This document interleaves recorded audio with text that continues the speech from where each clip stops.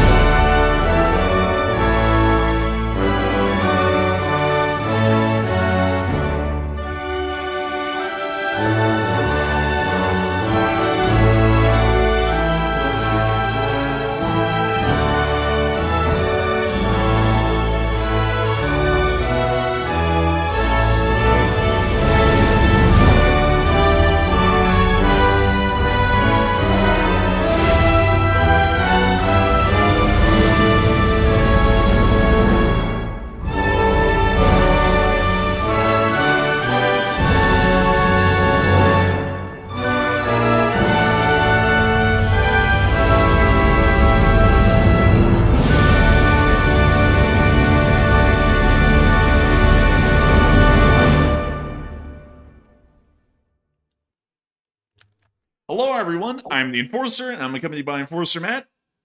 And good evening, folks. It's Enforcer Matt, and welcome back to day 1340 of the War News stream. And today we have very big news that Russian forces have been destroyed on the Ukrainian front line in a big way today. We have the clips from that. Also, we've seen violent clashes erupt in the streets of Moscow, and also India and Pakistan are mobilizing forces in very strange maneuvers, and it looks like war could be back on the horizon yet again. And it's good to see you all once more. And of course, we're going to be covering the past 24 hours from the news from around the world. But before I even get into that, I do have to apologize greatly to everyone. If you can hear a difference in my audio quality, that is because we are in the final stages of packing up Enforcer HQ 2.0, and that has also included practically everything involved in the studio. For that reason, the soundproofing that ensured that my microphone quality was incredibly high is gone, and so you will now be hearing me as if I was speaking through a telephone that was created by Alexander Graham Bell. Still, we have absolutely amazing news to cover tonight, and significant news at that, as we have been able to confirm that the Russian Federation's armed forces in Ukraine have lost significant ground north of the Pokrovsk battlefield and appear to be suffering what seems to be a near frontline collapse.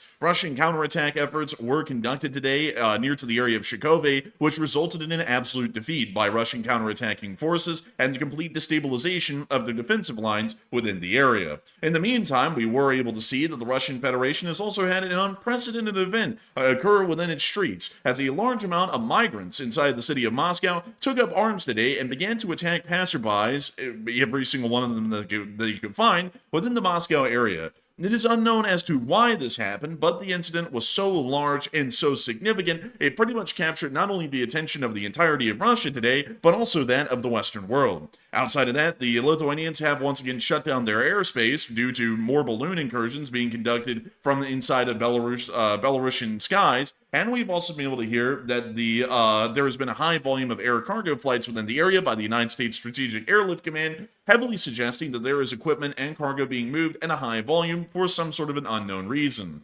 In the meantime, we've also been able to hear other significant developments within the Caribbean, as the USS Gerald R Ford is now expected to be roughly 2 weeks away, as it is currently moored within a Croatian port named Split. For this reason, we are expecting that Venezuelan offensive operations or US-led actions against Venezuela will most likely be conducted within several weeks' time, possibly 14 days from now. We have also been able to see further force movements by the United States, including a large amount of aerial tankers being removed to the area of MacDill Air Force Base, possibly to help support and assist in the operations of longer combat operations of multi-role aircraft that will be used within the area. We have also been able to hear of the growing weather elements within the area, including a hurricane over Jamaica, which is also going to be largely stopping any term or form of armed forces development or actions of the armed forces within this area during this time. Meanwhile, Maduro has spent the moment trying to further capitalize on the free amount of time that he's been given because of the hurricane and has asked the United States if they would want another Vietnam. The Venezuelan Ministry of Defense has also stated that they know that the CIA is operating in the country, which is quite obvious considering that the president said that the CIA was operating in the country. Doesn't take an expert to know that one. We have also seen that India and Pakistan are preparing to go to war again with each other, as the two sides are starting to see incredibly odd military buildups and activities near to their border, heavily suggesting that a war between the two may be coming within the fall, once again when the Indus River Valley is at its lowest in terms of peak water capacity. We have also heard that Pakistan is possibly considering further attacks against the Taliban in Afghanistan, while the People's Republic of China has showcased today a complete ripoff of the Javelin anti-tank system.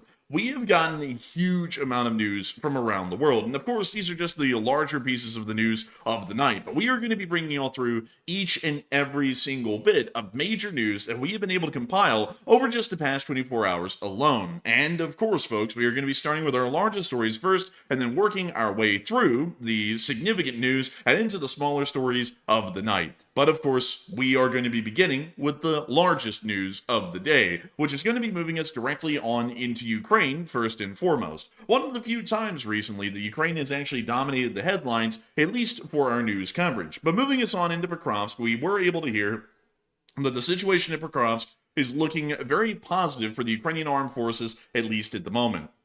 From what we have understood, Ukrainian armed forces were able to liberate Zolotoy as well as the area around Kucherev Yar and are now rapidly advancing towards to the additional pocket at Shakove and Nove Shakove. The pocket at Shakove has been a larger one that has developed over the past several weeks after the attempted Russian breakthrough near Kucherev Yar, which was then completely defeated by the Ukrainian First Corps, and then we have seen that the First Corps has taken up offensive action since then to completely eliminate and wipe out the Russian elements that have been left within these encirclements. Just several days ago, we were able to confirm through video and picture evidence the surrender of the remainder of the lost battalion at Kucherev Yar and the liberation of the settlement. And now we're hearing today that Ukrainian armed forces are now rapidly advancing, retaking Nove Shakove and Shakove, and leaving the Russian Federation stuck within a small valley between the two villages. This is a pretty bad spot for the Russian Federation and its defensive forces to be in. And if I also show y'all here, Shakove and Nove Shakove, y'all can actually see the direct area that the Russian Federation is in right now, according to satellite photography. And it appears to be around these larger open pits, which may have been some form of a salt mine or some other form of a resource mine that the Russian Federation finds itself largely dug into at this point as defensive positions. The Russians, as of today, have lost Nove Shakove and Shakove, which these forces that were in this pocket had held up until this point. Further Russian brigades and regiments do find themselves near to the direction of Novotoretsk, attached to the regiments and brigades of the area, and counterattacks were conducted today unsuccessfully by the Russian Federation to try and break through to the encircled forces and attempt to allow them to withdraw. This, of course, ended up wildly unsuccessful, as we were able to see that near to the area of Shakove, significant losses had been taken by the Russian Federation's armed forces within this direction, which we were able to see in this picture right here. This is what has been called, as of today, the Puddle of Death. Basically, in short, the Russian Federation attempted an offensive within this direction to try and gain as much ground as they possibly could towards the Shakove direction and the Novoshakove direction. The Ukrainian armed forces were able to counterattack the attacking Russian forces and completely stop their offensive dead on. Not only that, it appears that a large amount of their offensive efforts were actually bogged down within the swamp itself and then destroyed in detail by the Ukrainian armed forces. Footage emerged later in the day after this information came out, actually showing the destruction of the Russian Federation's vehicles and armed forces within the Bog of Death at Shakove, which we could see in this clip right here, showing us the abandoned vehicles and the Ukrainian drone forces continuing to wipe out the ones that have been left behind and abandoned within the Bog of Death.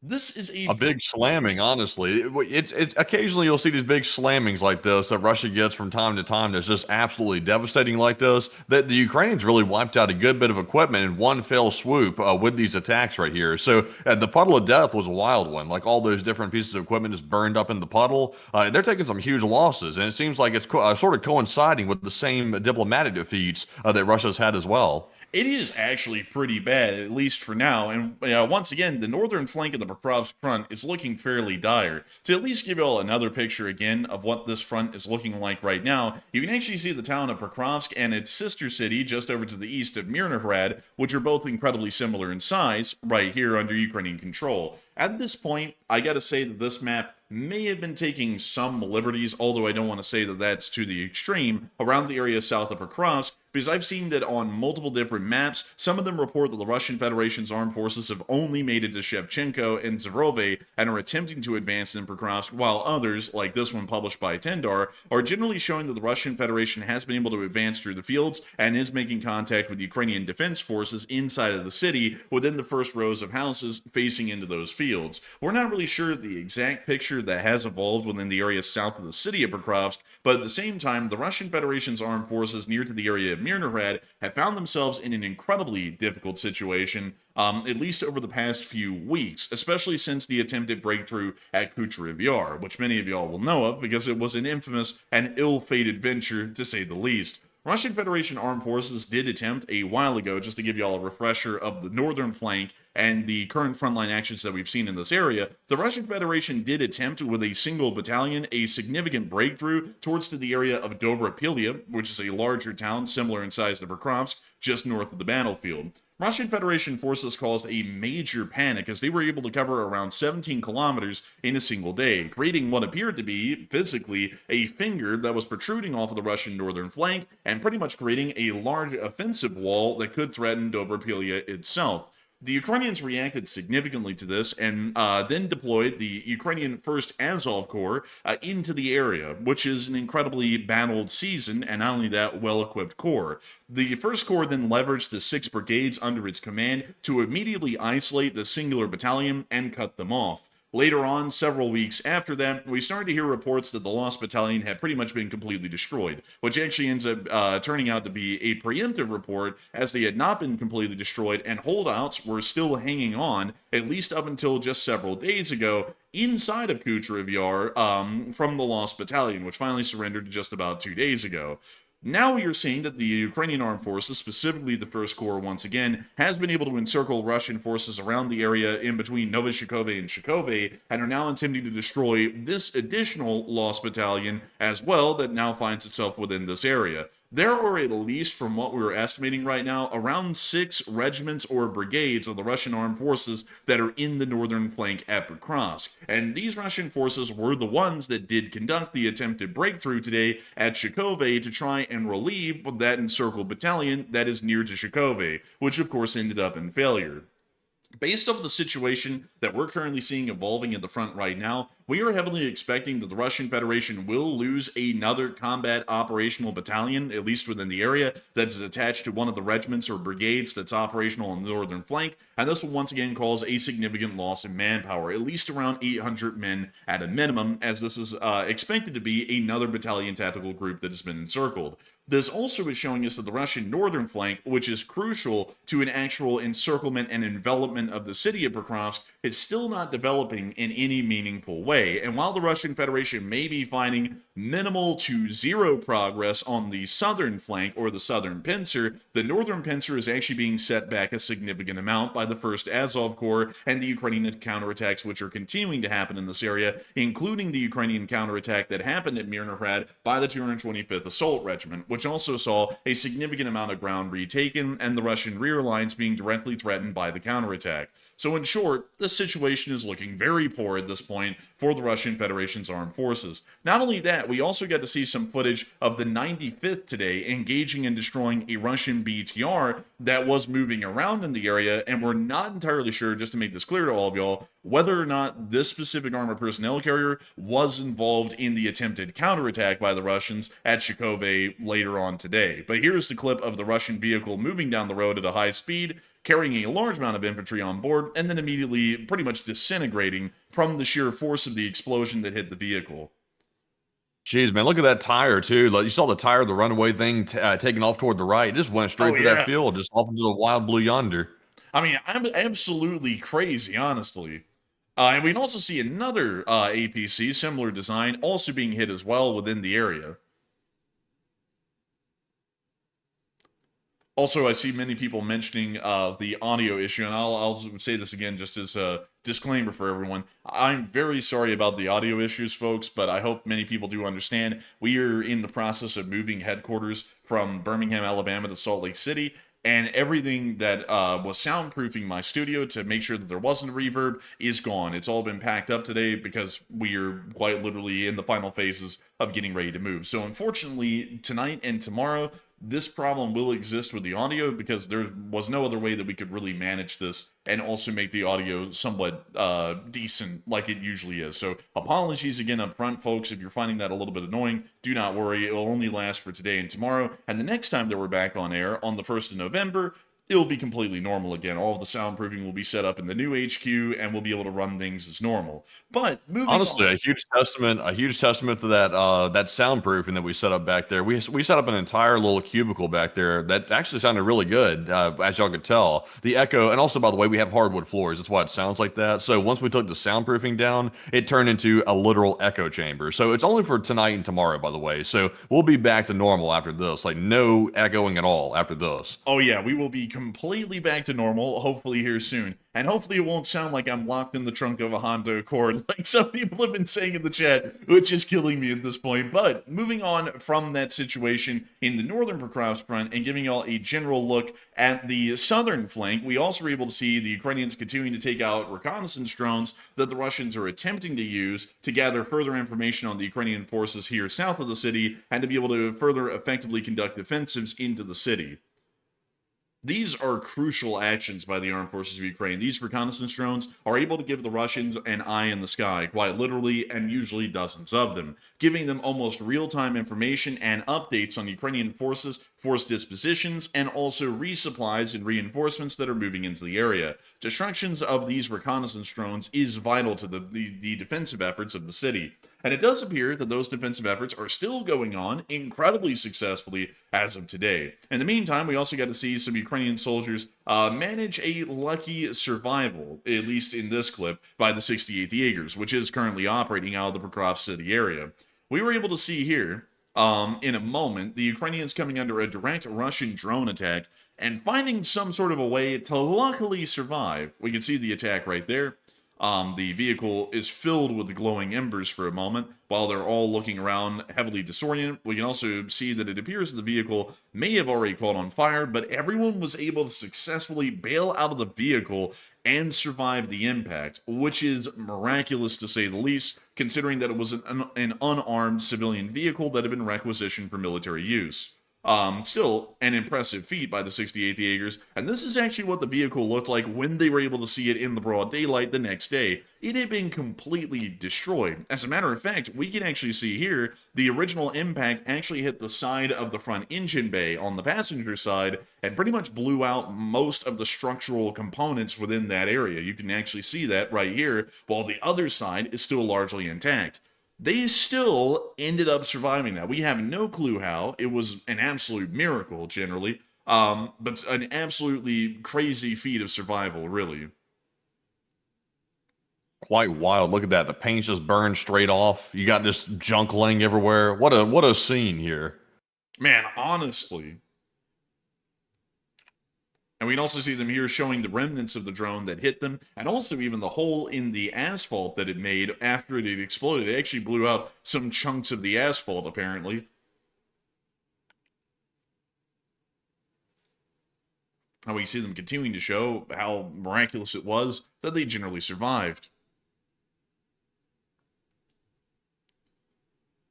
And moving on from that clip and on out of the Pokrovsk battlefield, it doesn't appear that attacks and battles, at least within the areas of the front lines, are going to be something that is going to be a distant thought for the Russian Federation's citizenry inside the Russian Federation. Because inside of Moscow today, one of the craziest things happened. Something that was so crazy, I actually could not believe it. And I don't think a lot of people could really believe it because it goes completely against the grain. To give you all a little bit of a background on this, at least, the Russian Federation cyber warfare operations are fairly nuanced and also widespread, much like the People's Republic of China's cyber warfare operations. A large part of that is actually attempting to psychologically manipulate Western society and culture by making them believe that degradation within their countries is rapidly advancing. And funnily enough, one of the propaganda narratives that they take is the influx of migrants and the crime that they bring. This is something that usually is called on quite heavily, at least here within recent times, as being a prevalent idea or notion or debate, at least within the Western world, largely brought on by these propaganda initiatives. These propaganda initiatives generally aren't just bringing up the issue in itself, but also bring up the fact that the Russian Federation never deals with such instances because they're totally different than the wicked, wayward ways of the West. That is, at least in the propaganda. The reality is that the Russian Federation also brings in a great deal of migrants into their country, much like generally every other Western nation on the planet does, including all of the nations of Europe and also within the Americas as well. And this is something that is really funny because a lot of people don't know that at all. They have no clue about that. Another thing that's also incredibly interesting, at least as far as propaganda points of the Russians, is that the Russians also state that the West is going to fall because of the rise of Islam. And they'll state, like, for example, the United Kingdom, that something like 5 to 7% of the population is Islamic, and clearly that's to do with Britain. While at the same time, if you look at the Russian Federation, the population of Islamic peoples living within the country is around 15%. So if they're making that argument, that doesn't really make a lot of sense, although that doesn't even really make sense in the first place. But nevertheless, we were able to see that today inside of Moscow, something actually insane happened. The migrants that they brought in, that usually they never talk about because it goes against their propaganda narrative, actually armed themselves and just started attacking people in the streets. I'm not even kidding, folks. It was a mob of migrant workers, or just migrants in general, that Russia had brought in to Moscow, that equipped themselves with clubs, poles, pipes, and anything else that they could hit people with, and they just ran around the city, assaulting and attacking anyone that they could find. Here's a clip of that right here. Oh, damn. That's a big crowd. Yeah, it's a literal riot going on out here. Oh, wow. They got sticks and poles. Damn. That's crazy. I mean, it's absolutely insane, honestly. In Moscow, of all places. Like, as far as Russian propaganda would make you think, they would make you think that this only happens in Western countries, and this has never happened inside the Russian Federation. Crazily enough, this is happening in their capital today, and we have no idea why. We don't know what is going on with us, whether these migrant workers were promised work and then they don't have any jobs and they're rioting for that reason, or whether they're just rioting because of cultural differences. We're not really sure. We have no idea why this happened. But it is pretty crazy to see, because now we can legitimately say that there are straight up brawls and riots breaking out in the streets of Moscow from armed migrant gangs that are now roaming the streets of the city. Once again, we just have no clue further than the fact that this happened, why this is going on. And the Russians have made practically no comment about this on at least any sort of official government websites or official government statements. One thing that was said by all passerbys and victims of the attackers is that they were speaking some form of a foreign language. They don't know what foreign language it was. They were too busy getting their asses beat to really pay that much attention to try and discern which language it was, but they did generally get the idea that it was some form of a foreign language that was being spoken by the attackers as they were getting their ass beat. So we do know Honestly, that at least. I think the exact term was, they said it was unintelligible, unknown speak or unknown language or something like that. It's like, really though, it's like, how could they interpret anything? It was sounded like just a raucous, like they were running around. All you could hear is a bunch of screaming, yelling, and yelping in the middle of that crowd. So it's like you can't make out anything. And also, it's like, where'd they get all these metal poles from? It's like, surely they don't have just like metal poles laying around the streets of Moscow. Yeah, I mean, I don't know how in the world any of this happened at all. It looks like they went out of their way to deliberately arm themselves, organize, and then conduct this pretty much as some sort of a surge attack in the streets. We don't know of any response by Russian police or Russian authorities. That was never documented. So we don't know if these people have been arrested, apprehended, or whether they were stopped. They might still be wandering around the city right now, attacking random people wherever they find them. We don't really know. But it's an absolutely crazy development. And we are going to be trying to piece together why this is happening, at least over the next day that will be on air. And also, by the way, since we have a lot of people here right now, I do want to let y'all know, as a side note, that the Enforcer channel will be going off air here on the 27th of October, which is the day after tomorrow, and we will be coming back on air on the 1st of November. I just want to make that clear to everyone. Make sure to spread the word. If you're in any Enforcer or LSA fan communities, let them all know that we are going to be off air from the 27th of October to the 31st of October, because we are going to be moving headquarters. We will be back on air on the 1st of November, and we also will be on air tomorrow night. But beyond that, we will be off air in between those two periods of the 1st of November and the 26th of November, which will be tomorrow night.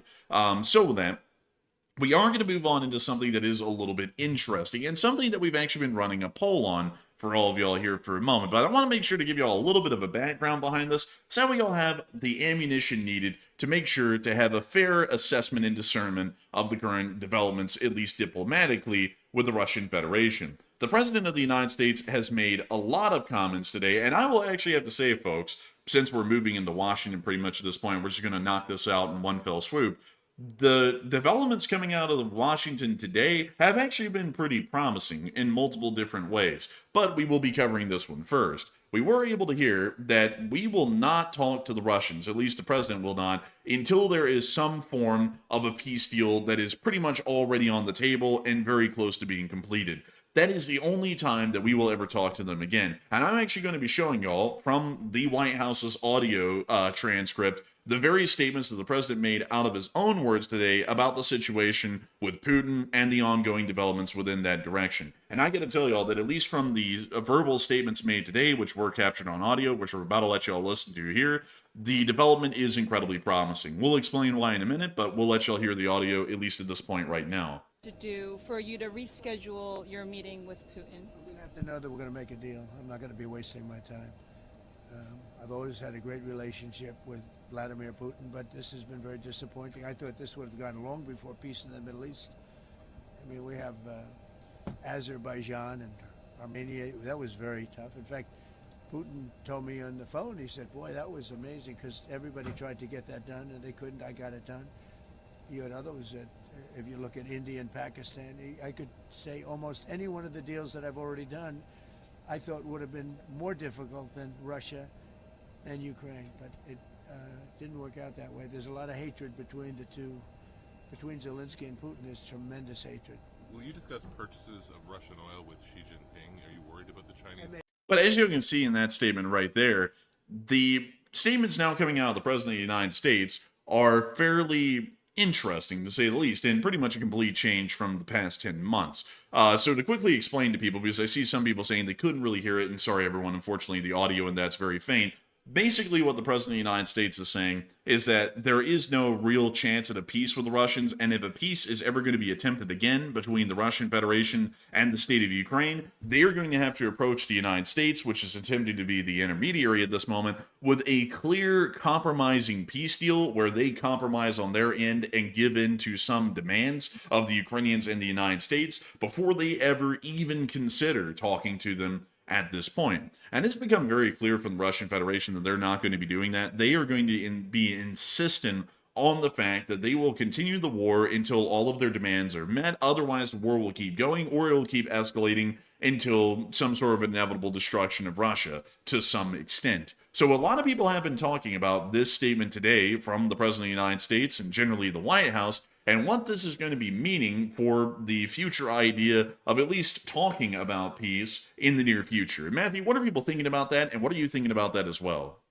All right, so you could hear there in the very faint audio, the U.S. president is saying that he will not meet with Vladimir Putin again until a deal is confirmed about a peace deal, or at least a ceasefire or something between Russia and Ukraine. And is the talking now officially over? Is it really over this time? So 44% said yes, the talking is actually over now between the U.S. and Russia, while 25% said no, talking will resume again randomly very soon, and 24% said it's a 50-50 chance of it restarting. So right now, it does sound like the U.S. president is disappointed that he was not able to get this thing settled. But of course, that was no shock to anybody because the situation between Ukraine and Russia is very complex, and it's not as simple as saying solve it. It's not that simple. So we knew the entire time that this was not going to end up in anything very productive. It was going to be all in circles like this. And we were hoping that the U.S. would not sell out Ukraine. Thankfully, they did not because Putin made that impossible. So big thanks to Vladimir Putin for ensuring Ukraine's success. So I would say, generally speaking, to answer the poll question, I'm kind of 50-50 on this one, honestly, because if you notice there in the president's speech, he mentioned a couple of compliments that Vladimir Putin gave him, and I stay constantly concerned that that is the hook, line, and sinker right there that sort of keeps U.S. officials on the hook. Vladimir Putin's strategy is to throw in a couple of compliments to keep the relations somewhat okay or somewhat positive between the president and himself, and that keeps a line of communication open for Putin to keep stalling. So I'm 50-50. I'm not totally convinced that talks are over. But Enforcer, what say you? I would have to say that I would also have to be within the 50-50 as well. This statement today is very promising on its surface at face value. However, folks, I do have to make it fairly clear that this statement today could be completely reversed tomorrow. And that's due to no sort of a disliking on my end by the President of the United States. But the President of the United States doesn't really have the most incredible track record of just sticking with one thing and going with it. It almost changes on a day-to-day basis. And very strong statements like this have been made in the past and then reversed on immediately and then doubled down on later. So we don't really know if this is going to stick for any longer period of time. I wouldn't know. And I also have to remind you all, just as an additional sort of thing, once again, on this channel, we try and take any statements from a government official at face value, but at the same time, we took the statements at face value that the original structure of the East Wing wouldn't even be touched at all by the future renovations, and now the entire East Wing has been completely dismantled and demolished. So, take that for what you will. Sometimes the statements aren't even close to being true at all, and in fact, they're the complete opposite of what's happening. So, generally at this point, the statement on its face is incredibly good, and as long as that is adhered to, we do not see any further attempts by the President of the United States to keep trying to go and slam his head into a brick wall, which is talking to the Russians and trying to get any sort of a peace deal done. This is pretty much going to be a pretty good deal. This is the way that we do need to approach the Russian Federation and deal with them from now on. They are an openly hostile state. They do not have any good interests or wishes towards the United States of America, and Putin has simply been manipulating the President of the United States for about the past 10 months by throwing him a compliment just, here and there, which keeps the president on the hook and continues to make him think that President Putin thinks highly of him. They have a great relationship, and for that reason, there's some possibility of an attempted peace when that's never going to be the case, and Putin's just stringing him along. So I think he might have finally wised up to that, and this may be the last straw, and now we really will not talk to the Russians unless they have a good deal that's being offered, at least initially. But once again, by laying that out, at least to this point, then that means that the Russians will lay out a decent deal before talks begin, Then we'll back off of everything again like we have before. The talks will actually begin, and then they'll just completely reverse their offer and pretty much go, give us everything that we want, or we're going to screw you and Ukraine over. And then we'll be back to square one again. That's what I generally assume will be the next play by the Russians. And for that reason, even if they look like they're compromising at this point, we should refuse their first offer just based off of principle alone, and then let them make a second offer later with maybe another additional concession or two before we even send a diplomatic team to talk to them again. We have also been able to hear some other major developments here within the United States of America, especially about the impending trade war with China, as the president has stated that he hopes for a complete trade deal with China this week. The Secretary of State also added to that they do not intend to give up support for Taiwan in exchange for a trade deal with China. But I also have to point out to y'all that the wording here is quite interesting. We do not intend to give up support. So there is the possibility, at least by that statement, that support for Taiwan is kind of up in the air. They're not intending on giving it away, but that might happen. I want to point that out to y'all with how the wordage of that goes, because I've got to say that giving up support to Taiwan, or even in not intending that, but then having that happen as an end result anyways, that would be a catastrophic move. Not only is Taiwan home to TSMC, which produces most semiconductors within the world, but also Taiwan is an incredibly important part of the island containment chain, which helps us to continue to defend ourselves against a possible war with China and the outbreak of Chinese nuclear-powered fast attack submarines into the greater area of the Pacific, where they could wreak havoc on American shipping within the region.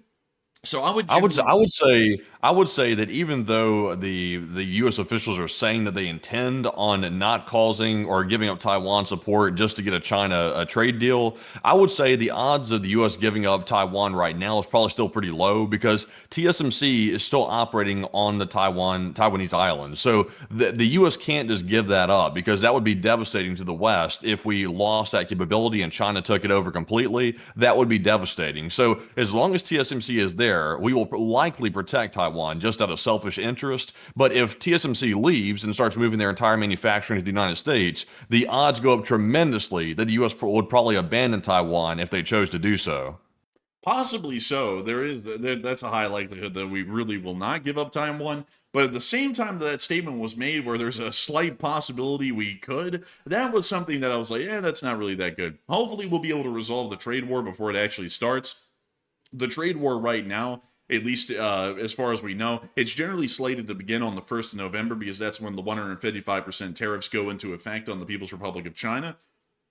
So hopefully we'll be able to avert a complete crisis before then. Because if the tariffs do go into place, folks, that's going to be an absolute unmitigated economic disaster. If you don't believe me, it doesn't really matter. It will happen anyways. So moving on from that, we were able to hear a wildly positive development, and one that I've been talking about for a long, long time. Many of y'all will know that I'm not a big fan of the Golden Dome missile defense system, and I've stated that that money, which is about $500 billion worth, at least on a hypersonic missile defense system, which not only will hypersonics become obsolete here in the very near future with the development of more advanced missile-based air defense systems, but not only that, this air defense system as a result of that will also be obsolete as well in an incredibly short period of time. But what I was saying back then is that this is a complete waste of money, because that $500 billion could be spent on modernizing the Navy and also making the Navy a lot more capable and a lot more larger and competent in the modern kind of naval battles and ages that we find ourselves within. And crazily enough, folks, today we were able to hear that apparently the president has answered my prayers, and while we're still going to be throwing $500 billion at the Golden Dome, we aren't going to be giving money to the Navy in a huge way. But before we get into that, I do want to make sure that we talk about what's going on, at least with the Russian Federation and the major migrant battle that happened today in Moscow, or as we might call it, the migrant attack. And so, Matthew, what are people thinking about this migrant attack that happened in Moscow today, and what this is generally about? And what are you thinking about it as well?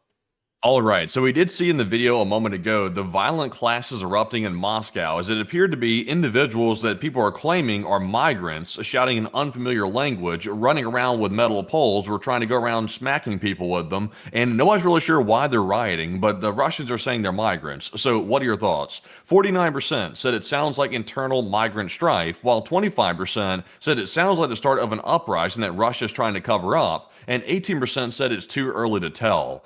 And on this one, it's a little bit too early to tell, in my opinion, because we did see, obviously, there was a lot of people involved in that clash, and that's somewhat unusual. You don't really see large clashes like that erupting, especially near Moscow, you don't. So you have to pay attention to it, because it could be maybe some strife about the government situation, but at the same time, though, they were shouting what appeared to be maybe a foreign language that was not Russian. It was kind of hard to tell. You could barely hear anything in the video, but also, you can't take the Russians' word for anything either. They're claiming it's migrants, but it could have been, Russians that are upset about what Putin's doing to their economy and their government. There's no telling. So I would say I'm with the 18%. Sadly, I'm going to take a cop-out answer here. It's a little bit too early to tell. But Enforcer, what say you? I would have to be honest with y'all. It actually probably is an internal migrant strife. I would have to be with a 48%, because we do know that because of the war in Ukraine and the continued conscription by the Russian Federation of Russian men inside of the country to go fight in the war, there has been a significant manpower pool that has been lost, at least in terms of labor,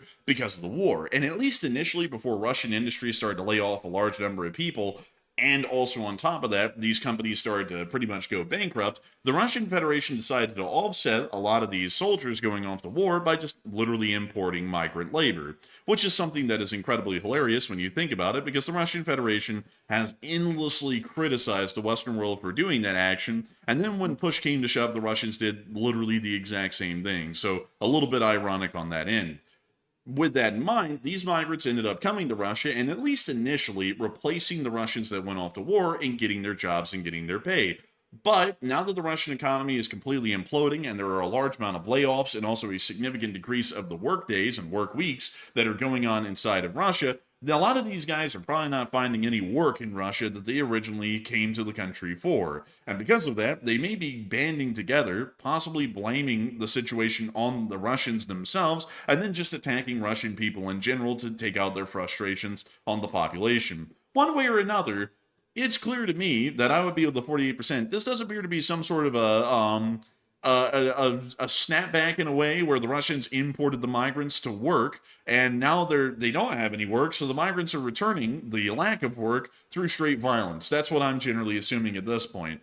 So basically, what we could call it, if we want to call it anything, a labor riot is probably the best way to explain this. I would honestly say, folks, that this is probably the best way to explain it. A lot like the Chinese labor riots that we saw out in the West Coast way back in the 1870s and 80s, when a large amount of Chinese workers had been brought into the United States to work on constructing the U.S. railroads during that period of time. And once the Chinese Exclusion Act came into being, and also a lot of these companies started to pretty much stiff the Chinese immigrants in favor of trying to find some sort of an American worker, these workers just started to straight up revolt, and they pretty much started to do the exact same things. There was a load of writings at the time, actually, funnily enough, folks, that the Chinese immigrants and laborers that had pretty much been laid off of their jobs or just fired in the middle of nowhere, in the middle of the western part of the United States, they just started to kill foremen and beat up anyone who was not Chinese. So that was also, by the way, folks, if y'all don't know, one of the larger motivators for the Chinese Exclusion Act as well, which is a whole thing in of itself. It's a major rabbit hole. But beyond that, I would generally say that this has a very similar sort of historical tendency to it, which is the complete lack of labor, which then results in the violence and the riots that we're apparently seeing in Moscow at this point. So with that, I hope that does address that the best I can, at least in my opinion of what looks like is going on, at least in Moscow at the moment. But moving us back into the United States of America, and the major news that we did get out of Washington today, we were able to hear that money is going to be put into the Navy. And it is something, to say the least, that is incredibly interesting. Of course, it has to be called the Golden Fleet. I'll be honest with y'all, I gotta say, the word golden is getting a little old at this point, because how many things can be gold, before that gets old? Like, can we come up with something different? Like I feel like the whole golden thing at this point is like the next something gate, like how everything turns into a Watergate ripoff. Now everything that's done is golden something. I'll tell you all this. It is absolutely funny that everything is golden something when I don't see anyone really being able to afford their groceries within the next couple of months, including ourselves, because they're getting so expensive. So it's a good thing that every government project is being called golden something, but I'm not really seeing the gold out there in the economy at large. But outside of that, Yeah. I'll tell you what, you really got something against gold, man. I'll tell you what, you don't like the gold for investment. You don't like the golden ships. You don't like the gold in anything. You at least like the golden crust empanadas. Like, you got to love those. I like those. I like those. Those Okay, are really good. But like, you know, folks, I think that a really cool name for this idea, because this is actually a great idea. I will say that. I'm glad to hear this is going on, but the name is once again goofy. Why don't we call this like the Grand Fleet of the Republic or something like that? Something that sounds really cool and really neat and really calls to what it is a part of, the United States, instead of just gold, you know. But beyond that, anyways, it is a mix of, well, it's a plan to build a new navy for the large part from the ground up. There is going to be a mix of large missile warships, practically missile cruisers, and also smaller cruisers to counter the Chinese. Apparently, these will be next generation vessels weighing up to 20,000 tons and also equipped with hypersonic missiles, at least according to the news that they were able to get from the Wall Street Journal today. This is something that I have to say is long overdue. And I actually would have to say that this has been long overdue really since about the middle part of the 2010s. But it is great to see that this is finally going to be coming around. At this point, we are going to be now developing a pretty much new navy from the ground up, especially larger capital ships of the types of cruisers of most varieties, to be able to try and counter the People's Republic of China. The cruisers are essential to this sort of a developing doctrine, generally, because destroyers and frigates, like the upcoming Constitution-class frigates, which will be brought into service here within the next few years, once they're finally commissioned, are going to be helping to expand the number of existing warships within the U.S. Navy. But the United States Navy has to be able to power project, and power projection is something that is best done by carrier strike groups and generally as standalones, larger guided missile cruisers, or at least Arleigh destroyers, which, at least in terms of firepower, are very close to being a Ticonderoga guided missile cruiser. What this is going to be allowing us to do is build up a navy that will be large enough and powerful enough that not only will we be able to fight toe-to-toe with the Chinese or generally overwhelm them in naval confrontations, but we will also be able to operate these naval operations across the entirety of the Pacific, pretty much right in their own backyard. That is huge and absolutely significant. One thing I'll have to say, though, one additional add-on to this is that while we were seeing that the first major step is being taken to modernizing and refitting the Navy, we also need to see that its logistical and sea lift capabilities are also greatly expanded as well. We need to see that the U.S. Merchant Marine or U.S. Sea Lift Command is greatly expanded with the amount of available ships and the tonnage of cargo that they're able to carry. And it also would probably be smart, at least in the modern warfighting sense, to see that we have a larger number of vessels that carry smaller cargo yields per ship, but that would also make the logistics system a lot more redundant because we would not be losing major cargo abilities with the loss of every single ship that may be sunk or destroyed by the Chinese in transit. That would also ensure, additionally, that while we also have a majorly large navy that can fight the Chinese toe-to-toe and also overwhelm them just due to sheer firepower, we also will have the logistical sustainment capabilities to upkeep that navy and keep it fighting inside the Western Pacific where it would be needed the most. So an incredibly good thing to hear, and I gotta say, a majorly positive development for the U.S. Navy, and also its continuously aging fleet. But moving on from that, we've also been able to hear that further sanctions have been prepared already if the Russian economy continues to look like it's not being hit that badly, and if Putin continues to delay ending the war. U.S. officials have also told European counterparts that they support the EU using frozen Russian assets to buy U.S. weapons for Kyiv, and Washington has held nascent internal conversations about leveraging Russian assets held in the United States to support Ukraine's war effort. In general, I really hope they do that. Like if the EU, all the frozen funds that the EU's taken from Russia, if they liquidated that and they used that to fund these weapon purchases from the United States, that would basically be an unlimited source of money for Ukraine to be supported indefinitely into the future. The only thing at that point, if they liquidated the frozen Russian assets, the only variable at that point is whether or not the U.S. maybe one day flip-flops again and then puts a halt on selling any weapons to Europe to then give to Ukraine. That would be the only variable at that point, which would make this Ukraine situation much more stable, in my opinion. So that's obviously a huge escalation. Like if Europe starts liquidating these assets, that's obviously going to piss off the oligarchs and also Vladimir Putin too, if they start doing that, which would probably trigger a reciprocal selling off of Western assets inside of Russia. But at the same time, though, that would put Ukraine on very solid ground when it comes to future funding, though. Yeah, I would definitely agree on that. It certainly would put them on a great footing for future funding. And generally, I hope that this does go into effect because really only positives could come out of that at that point for us in every single direction. And also on top of that, there's not a great deal of Western assets to be liquidated in Russia. Even the largest volumes of singular assets owned by private entities in Russia were generally only in the tens of billions at the most. And that means if they were liquidated, that's really no loss to anyone in the West in a major way. So generally, we hold the cards in this situation. Still, it does seem that at this point, the Russians are just not doing too well. But alas, do not worry, folks, because we do have more news to cover about what's going on in the Caribbean and also what's going on in the front lines in Ukraine, what's going on in Europe, what's going on in East Asia, Central Asia, generally around the Indian subcontinent, and also in Israel as well. But before we get on into all of that news, I do want to make sure that we take a brief moment to say a big thanks to everyone so far for watching tonight. I do know that the audio issues have been brought up a load in the chat. And once again, folks, I do have to apologize greatly because we have been in the process of dismantling the studio. And at this point, we are pretty much on the countdown to move. We would have done this as late as we could have, but it turns out that we wouldn't have been able to do this after the show tomorrow night, which was generally the plan, because there was a lot of additional work and touch-ups that we needed to do before we moved out of the HQ. For that reason, we had to take down all of the soundproofing blankets which surrounded the studio earlier today, and for that reason, that's why the audio sounds really tinny, like I'm talking out of a tin can. Beyond that, however, I hope that y'all still been enjoying the news and our coverage of the news tonight and the analysis as well. But before we move on into the rest of our news, we do want to make sure to take a little bit of a break and an intermission so that way some of y'all can go to the restroom or restock on the popcorn and the snacks as y'all are listening to the news by taking a couple of questions from the chat in the meantime. And so, Matthew, what do we got?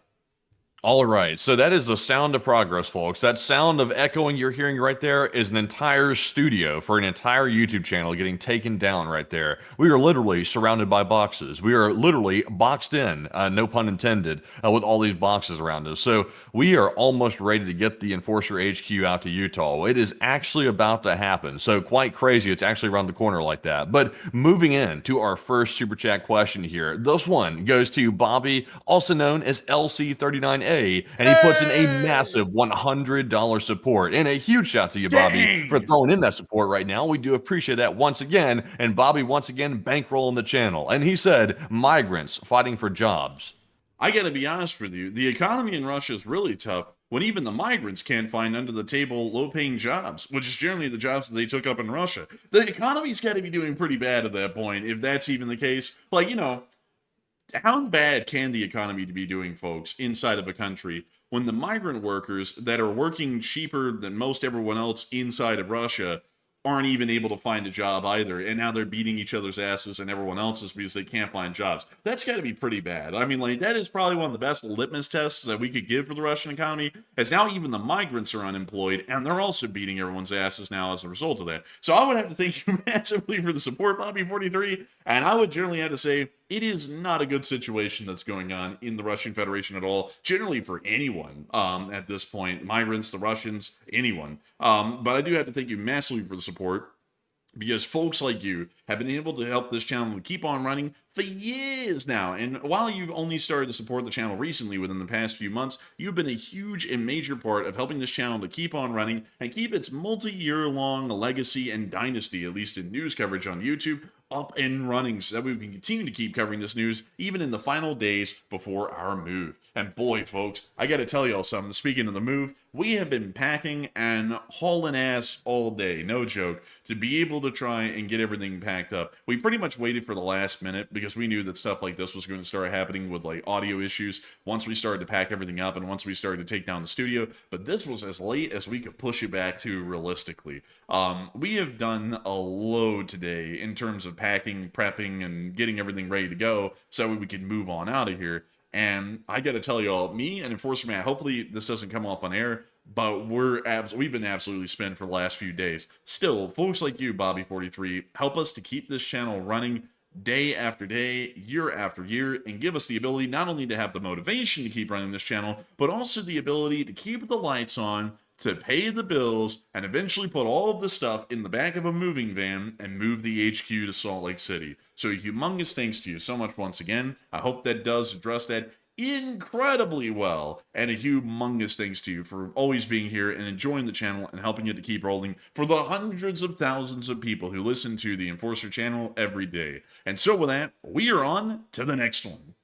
All right, and our second super chat here goes to My Hands Are on Fire, who puts in a $50 support. And thank you very much, good sir, for being a longtime channel legend, just like Bobby, and throwing in that $50 support. And they put in a super sticker of the Nintendo controller or some type of controller bouncing around, doing some UFC maneuvers, and saying super effective right there. And we do appreciate that. My Hands Are on Fire for that support. And Enforcer, what say you? And thank you so much for the support. My hands are on fire. Your hands are apparently on fire, and I'm very sorry about that. But I do thank you massively for the support and helping this channel to keep rolling. And also, I like the little Game Boy fella who's like absolutely throwing hands there. Really impressive stuff. And I got to thank you hugely once again for the support, because while you didn't throw in a comment, you're helping us to keep this channel running every single day and to help us to make the news possible like today, even with the studio pretty much dismantled. I wish y'all could see what it looks like right now. We might actually take a picture of this and publish it, post after we leave this place, because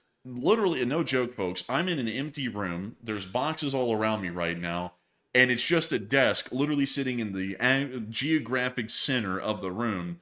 And I'm just sitting here. That's it. That's the whole studio at this point and what's left of it. Before this today, just to tell y'all what's different, and that's why the audio is different, is that before today, I was actually enclosed in a cloth or fabric cocoon almost. There were curtains all around me on all four directions, and there was also a curtain down on the floor below me that pretty much worked as the like the desk mat, or well, the chair mat or something like that you would normally have at a desk, that also dampened the sound. That's why the audio was usually so crisp, is because there was no reverb at all, because I was literally surrounded by soundproofing blankets. Those are all gone, every single one of them, and also a whole bunch of other stuff is gone. I had to sit here and rush during the intro to even reconnect my little fan that I operate, because it gets insanely hot in this room whenever the computer's running on full blast, like when we're running these shows. So all of that had to change today. All of it. So I went from sitting in a legit little studio that we had to now it's just a completely empty room, and that's also why the reverb is so bad. But still, a huge thanks to you so much once again, because folks like you help us to make this thing possible, even when we do not have a studio and we're literally sitting in the middle of an empty room. And so with that, we are going to be moving on to the last question of this segment before we get on to the rest of the news, but I just saw a live chat that I wanted to grab from Jaffro Jones. And Jaffro said, "Why are you moving?" And that is a great question. A wonderful and incredible question. If you don't know, folks, the Enforcer HQ, and where we are at the moment, is Birmingham, Alabama, which is the headquarters of the Enforcer channel. We are wanting to move, generally, for the best way to say it, a change of scenery. Alabama is not an incredibly bad place, but it is a place that doesn't really have a lot going on. And that's something that's a little bit important for us, just to explain. We don't really get to do a lot when we're off air. I have a decent amount of friends around here, and I absolutely think that those folks are the tops. They're the greatest friends that I could have. But outside of that, I don't really have a lot of free time myself personally to be able to do a lot with the friends that I have around here. And also on top of that, outside of that, there isn't really a lot to do in Alabama or even in Birmingham, which is the biggest city in the state for the large part. So for that reason, whenever we're not working, we generally have nothing to do. And so so what we're trying to do is find a place that we can go to where we have something to do when we're off air, rather than just kind of like staring at the wall. And so that is why we were moving the HQ to Salt Lake City. So that way we can try and not go stir crazy when we're off air. Also, on top of that, there's actually, crazily enough, to add this in as well, this is something we usually don't bring up, but there is a lot of additional resources that actually are in Salt Lake City that supports the infrastructure needed to keep our YouTube channel running, and also streamline a lot of stuff in the background. I can't really get into the details of what we would be streamlining and everything else in between with that, but there is a lot out there that is available for supporting YouTube infrastructure that isn't present here in Birmingham, Alabama.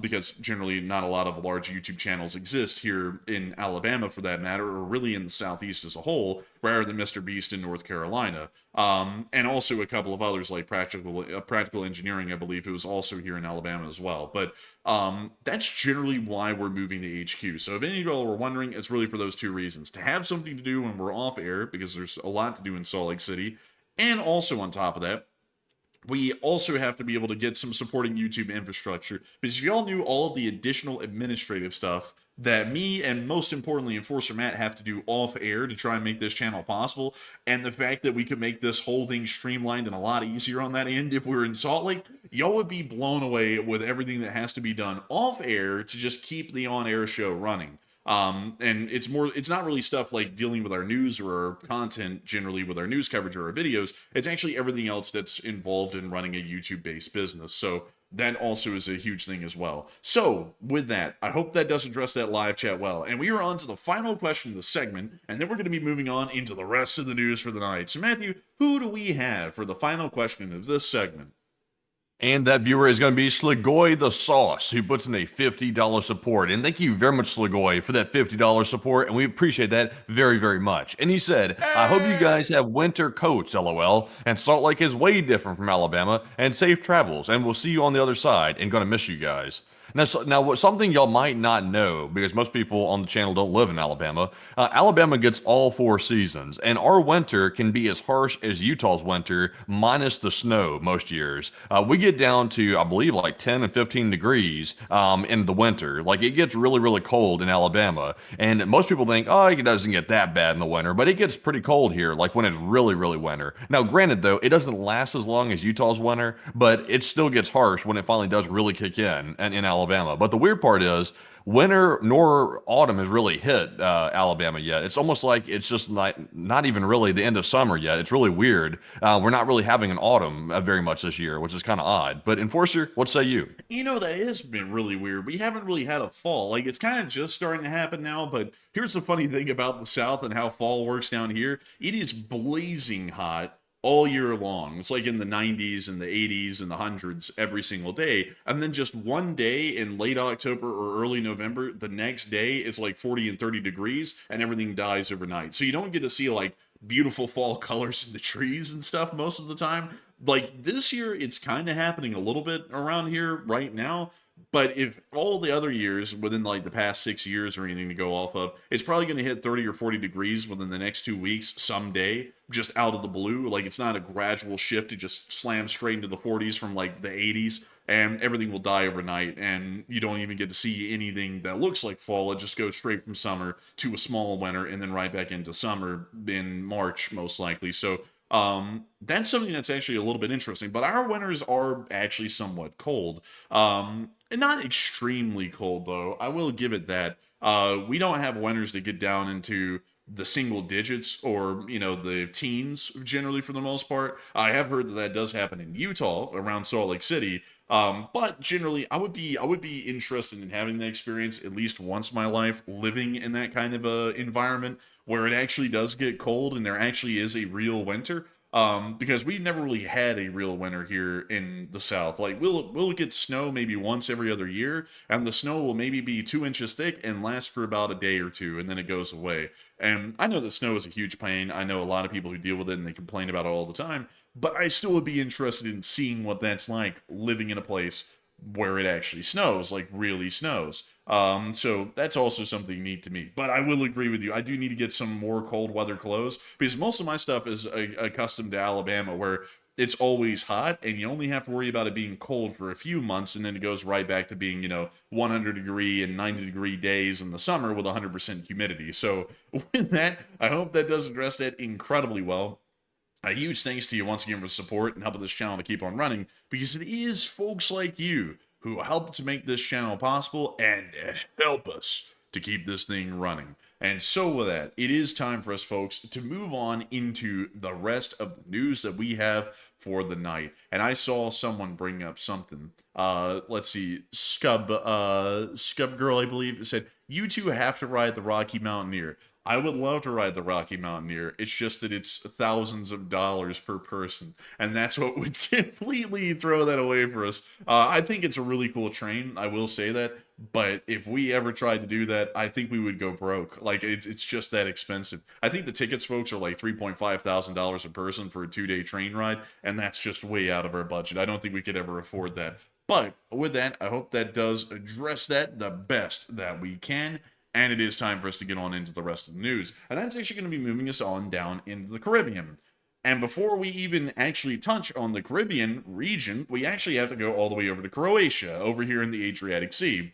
Because we have been able to hear that the Gerald R Ford is currently docked off of Croatia, near to the city of Split, and it does not appear to be weighing anchor and going underway anytime soon. There it is on the satellite photography, right there near to the city of Split, which is giving us an understanding, at least from what this Chinese satellite is showing us, that the Gerald R Ford is not underway just yet. And it also, at this point, is about 2 weeks away. That's 2 weeks, folks, from being in the Caribbean. Now, as far as I can tell, we are not going to be conducting offensive operations against Venezuela, at least here in the near future, because of the growing hurricane currently in the Caribbean, which would make most air operations incredibly difficult to pull off. But not only that, the fact that the Gerald R Ford is not there, and we do not have overwhelming air superiority against our adversary, the Venezuelans. If we look at the Venezuelan Air Force, which isn't really a threat, it is more so just of a nuisance generally if we're talking about conducting actions against them, they still have 24 operational combat aircraft, 3 F-16s and 21 Su-30s. With the current amount of aircraft, fixed-wing, multi-role aircraft that could actually engage this Air Force that we have in the area, we only have 16. 6 AV-8B Harriers, which generally are not made for aerial engagements due to them being subsonic, and also a myriad of other issues. With the Harrier, it's just generally becoming an older and obsolete platform. But also on top of that, we only have 10 F-35s in the area. Generally, whenever the United States conducts a military operation against another country, especially in terms of air power, we want to have overwhelming air supremacy pretty much from the outset, just in the amount of aircraft that we have that can fly. We pretty much want to put the whole Air Force's equivalent from Venezuela in the air at a single time at any given moment, so we're always overpowering them in any air engagement, and as a matter of fact, we'll hardly even have to fight their Air Force because the option or the choice will most likely be made by the Venezuelans at that point that it'd be better to not even let the Air Force take to the skies at all, and just have the pilots hide somewhere where they will not get blown up. So generally, we're waiting for the carrier to arrive, because once the carrier arrives, it's going to be adding about at least 60 to 65 additional fixed-wing combat aircraft into the picture, and at that point, we're going to see that the United States will have almost a 5-to-1 ratio in just aircraft or airframes available within the Caribbean to start conducting military actions, which is an opportune sort of a window that we are looking for, and for that reason, we will only be conducting offensive operations on the Venezuelans once the carrier arrives. I can pretty much guarantee all that at that point. We've also seen that there is preparations being made to support carrier-borne operations and also just generally aircraft operations within the area, because we have seen that multiple KC-46 aerial tankers and several KC-135s have landed today at MacDill Air Force Base, most likely to stage from that airfield in Tampa and then further assist U.S. Air Force and Navy operations that are going to be conducted down in the area around Venezuela and the Eastern Caribbean. So that's generally what we're believing at the moment, because of those force dispositions. At the same time, we've also seen that the Venezuelans are trying to sound a little bit more macho today than they were yesterday, where they were just crying and whining about the U.S. wanting to go to war with them. Apparently, Maduro said today something along the lines of, we should ask if the United States wants another war like Vietnam. There's like a million differences in between this and what Vietnam was. I'm not even going to go through all of them. but generally, he's not going to be the next Ho Chi Minh. I can promise you that. You're not that guy, pal. Trust me, you're not that guy. But we also understand that the Venezuelan Minister of Defense has also stated the following. We are aware that personnel from the US CIA are currently operating inside Venezuela. This took a lot of effort, folks, to get that information. The Venezuelan Minister of Defense had to go and click on the Office of the White House's official website on Google and then go to the statement that was directly made by the president, word for word, in which he stated that the CIA was inside of Venezuela and was operating inside of their country. This took a lot. Really?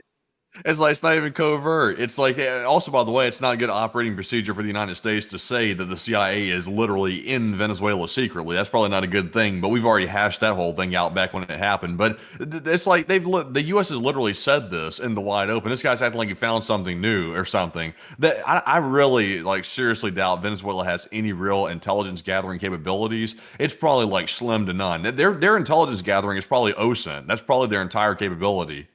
Yeah, honestly, man, I think that is their only capability, but also they're kind of late to this. Like, that was like last week almost. I don't even think it's on our map currently anymore that we said that the CIA was in there. Hell, let me go look at our streams. Let me tell you how many days ago that was when we reported on that. That was on the 16th of October. So they're 9 days late to this information. Actually 10 days late because I forgot that YouTube actually says their streams run on the 16th of October because they go over the 12 o'clock midnight mark, so they technically say that it's the next day. So technically they're 10 days behind, so a week and a half behind on this news, and they finally just put it out that the CIA is currently operating inside of Venezuela. So if you're getting your news from the Enforcer channel, folks, you're actually 10 days ahead of the Venezuelan intelligence apparatus from the Venezuelan Ministry of Defense. So we're actually doing pretty good here on the channel, at least compared to Venezuela. We apparently can do our job better than their whole military can. So if we're doing that, and we're not even in the military, imagine how bad off their actual fighting side of the military is if that's what their open source intelligence guys are capable of. Yeah, also another thing that sort of tells you they really don't have any good intelligence gathering capabilities is when the B-1 bomber started heading down toward Venezuela. You saw all these private jets take off. The Maduro government freaked out. They started going into panic mode. That's because probably they don't have any way to know what's happening because they don't know how to collect intelligence. So they're probably just guessing and also flying blind, trying to figure out what's happening, if it's a real attack or not. That's why they were panicking so bad, because any other country with good capabilities for intelligence could have probably had a good idea or at least a strong inclination that it was going to be only a training run, but apparently they don't have that at all. So Venezuela is probably scouring YouTube looking for information like we're putting out to figure out what's going on. They're probably getting their information that way. Yeah, I would have to assume so. And even still, they're 10 days late to it. So they need to kind of like pick up the pace if they really want to even stand a chance, because they're going to get bombed like on land here soon, Matthew, within the next 2 weeks. And then about 5 weeks later, they'll go, the U.S. bombed us and it's criminal. And it's going to be like you're 5 weeks late. You were bombed 5 weeks ago. But moving on out of the Venezuela situation and on into China, we also get to see a really interesting clip today of them using the HJ-12, a brand new portable anti-tank missile system that only China possesses. It is the most cutting-edge system that we've ever seen, and it is a rip-off Javelin. Literally a Javelin. It's just a Javelin. So they've ripped us off again. Once again, to show y'all, China is so advanced and so modern in their military capabilities, which is what they say in the propaganda. They far exceeded us in every way. Their missiles fly farther, their aircraft are better, their missiles are stronger. Everything in China is simply better. But for some reason, it still has such a fault to it that they have to literally rip off every single one of our weapon systems whenever they get the chance to even try and mimic a fraction of our power. So they've literally created the same Javelin system with the same ballistic computer system and missile launcher configuration as a Javelin.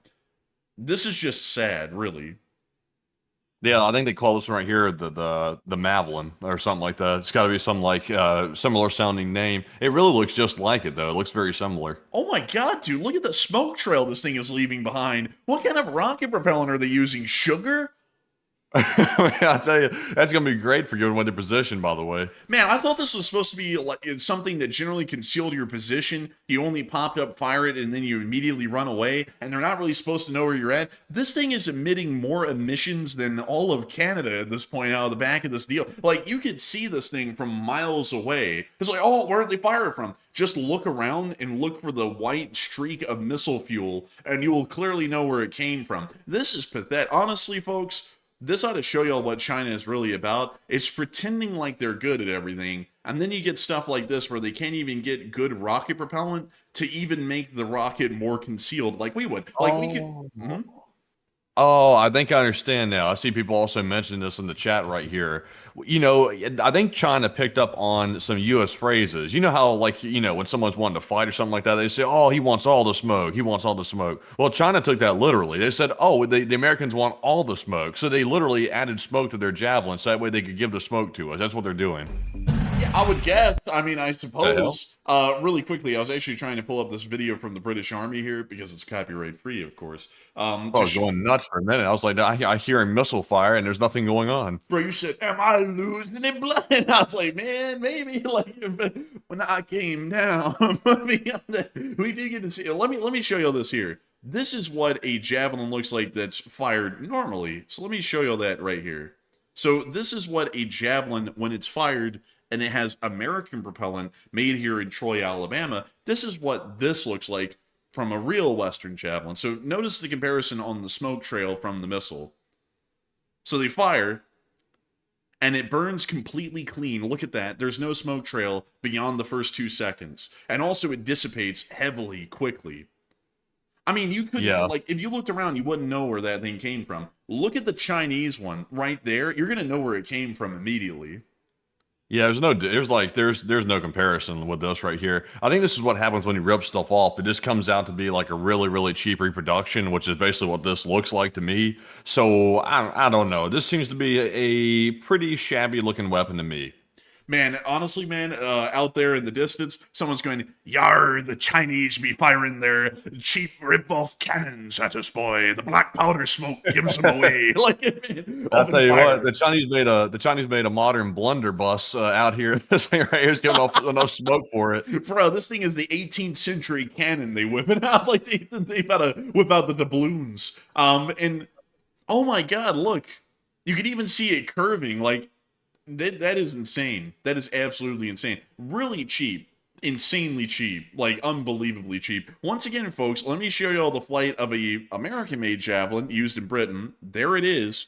Look how cleanly that burns. The only thing you see is the heat distortion, and that's because we're up close to the rocket being fired. You wouldn't see that from a mile away. You could see the Chinese rocket being fired from a mile away. That is a huge drawback because that generally isn't something that you would want, especially for an infantry-carried anti-tank weapon. Moving on out of China, though, it does appear that India and Pakistan are preparing to get back to killing each other, so we might actually be able to see that the India-Pakistan border war takes off again, as we have been able to hear reports of unusual military movements in India and Pakistan. Both countries have issued several NOTAMs and airspace closures, and there's movement on land as well near to the border regions. There's been no confirmed reports of mobilizations, but it seems as though there is an unprecedented military buildup that is happening again, and this could be the preparation for a war between the two countries, as Pakistan may try and march into Jammu and Kashmir and reopen the dams that have been closed off to them that are starting to deprive the Indus River area of a large amount of its fresh water. While that's going on, Pakistan has also stated the following about the Taliban. We see that Afghanistan wants peace, but failure to reach a deal means open war. So the Pakistanis are now directly threatening if the Taliban doesn't accept some sort of a peace deal that the Pakistanis are giving them, they're going to go in and steamroll the Taliban. So we're also seeing that while Pakistan and India are about to go to war with each other, Pakistan is also about to go to war with Afghanistan at the exact same time, pretty much meaning that most of Central Asia and the Indian subcontinent will all be in war almost at the exact same time. Moving us over into the Middle East, we also heard that the Israelis did conduct an airstrike today in central Gaza, generally a force of habit kind of a thing. as we were able to hear that apparently this resulted in 1 dead and several injured, with the IDF stating that a targeted drone strike was conducted earlier today against a terrorist with the Palestinian Islamic Jihad, the PIJ, who was planning to carry out an imminent terrorist attack against Israeli forces in Gaza. So it actually does appear that the Israelis are continuing strikes inside the Gaza Strip, although there was supposed to be an existent ceasefire within the area. They're claiming this person is a part of a terrorist group that isn't a member of that ceasefire, and that's why the strike was conducted. But moving on out of that and out of the Middle East, it is time for us to move on into Europe and also through the whole of the Ukrainian front lines, because we have a load of news coming out of here today. First off, we were able to see a large amount of air cargo flights by the United States Air Force throughout the whole of Europe today, including that 4-stack flying through the Western Mediterranean down there. That's quite a lot of supply aircraft. We do not know why this many supply aircraft were airborne at any given moment within EUCOM's area of responsibility, but this is huge, and we do not know why, and we also do not know what kind of cargo they're carrying. Meanwhile, up in Lithuania, pretty much the entirety of eastern Lithuanian airspace was closed again, and all flights were suspended because more balloons were spotted inside the airspace. So this is now becoming a daily event, and at this point I had to say this is deliberate action by the Russians and the Belarusians against Lithuanian airspace, trying to close it down and pretty much isolate and besiege the Baltics through these continued hybrid war attacks that they're conducting with the balloons. In the meantime, Sweden is also going to be dedicating their first NATO commitment, a battalion, in 2026 to the eastern flank of NATO inside of Latvia. This is actually going to be pretty interesting, and hopefully we'll be able to see that they do quite well, as they are a very new NATO member, and this is the very first time that Sweden will be conducting a deployment and mission under NATO. Meanwhile, outside of that, and moving us on into Ukraine, as we have a lot of news here, we were able to see that unfortunately Kyiv was hit heavily overnight near to the area of a market. We can actually see that in this clip right here. The reason why we are showing that clip is because we have been able to hear that 12 Ukrainian citizens were unfortunately killed in the midst of this attack, which is a large drop in the bucket, actually, from all of the casualties that were just reported over all of Ukraine last night. But the Russian Federation is, of course, continuing to conduct its unsolicited crimes against humanity and war crimes at large by their attempted genocides or direct genocides against the Ukrainian citizenry whenever they can. These are deliberately conducted and aimed attacks at the citizenry of the state of Ukraine, and this is something that should continue to be denounced by every country that's upstanding around the world, as it is an absolutely deplorable and detestable act to continue to conduct attacks on citizenry, which is in violation not only of the rules of war, but also international humanitarian laws. Outside of that, however, a lot of people have also been talking about the ongoing developments between India and Pakistan, and what is going on with that. And Matthew, what are people thinking about that, and what are you thinking about that as well?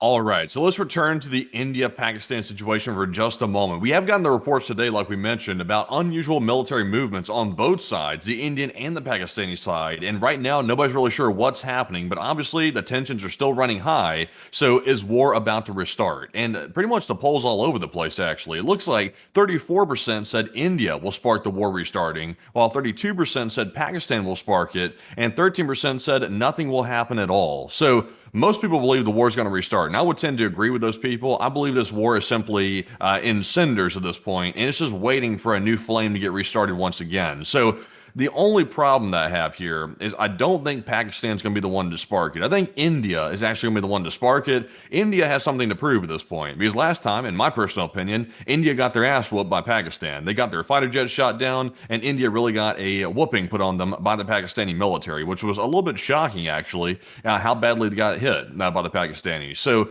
I think India's going to spark it. Also, we have heard statements from Indian military officials repeating that Operation Sindoor, which was their attack on Pakistan, is not over yet. So India, for some reason, wants to get this thing rolling yet again, which is very unwise on their behalf. But I think they're going to be the ones to do it. So I'm with the 34%. But Enforcer, what say you? I would have to be actually with the 31% that Pakistan will spark it. Oh, folks, we've got left Twix and right Twix going on here on the channel. Enforcer Matt saying that's going to be India. I'm saying it's going to be Pakistan. But the reason why I'm saying that's going to be Pakistan is because India doesn't have the ball in their court to conduct an attack on Pakistan. Pakistan does on India.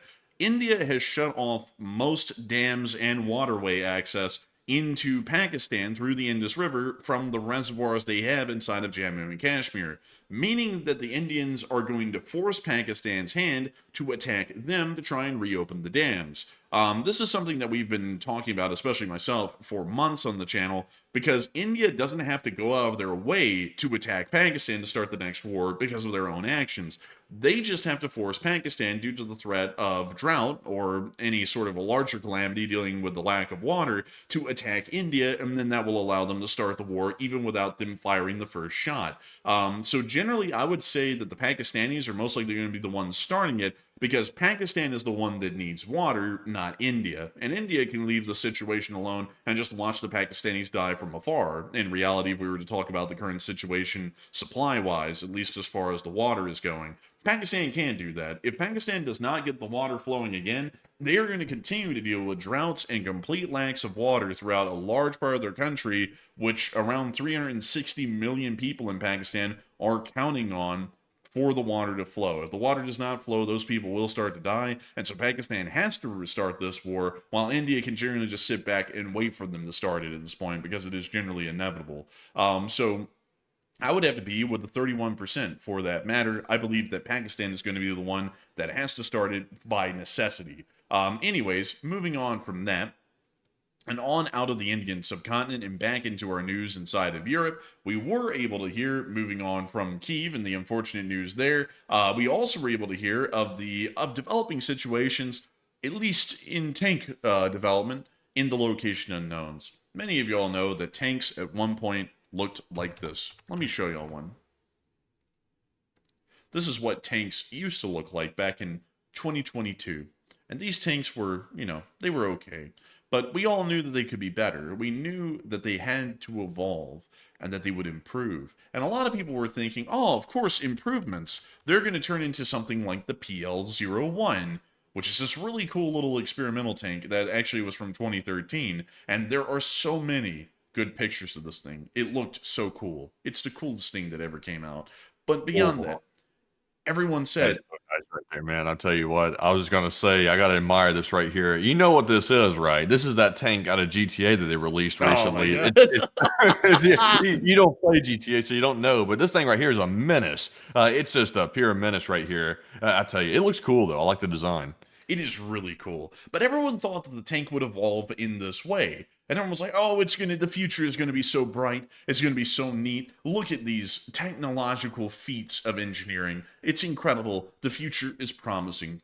But tanks have evolved in a different way.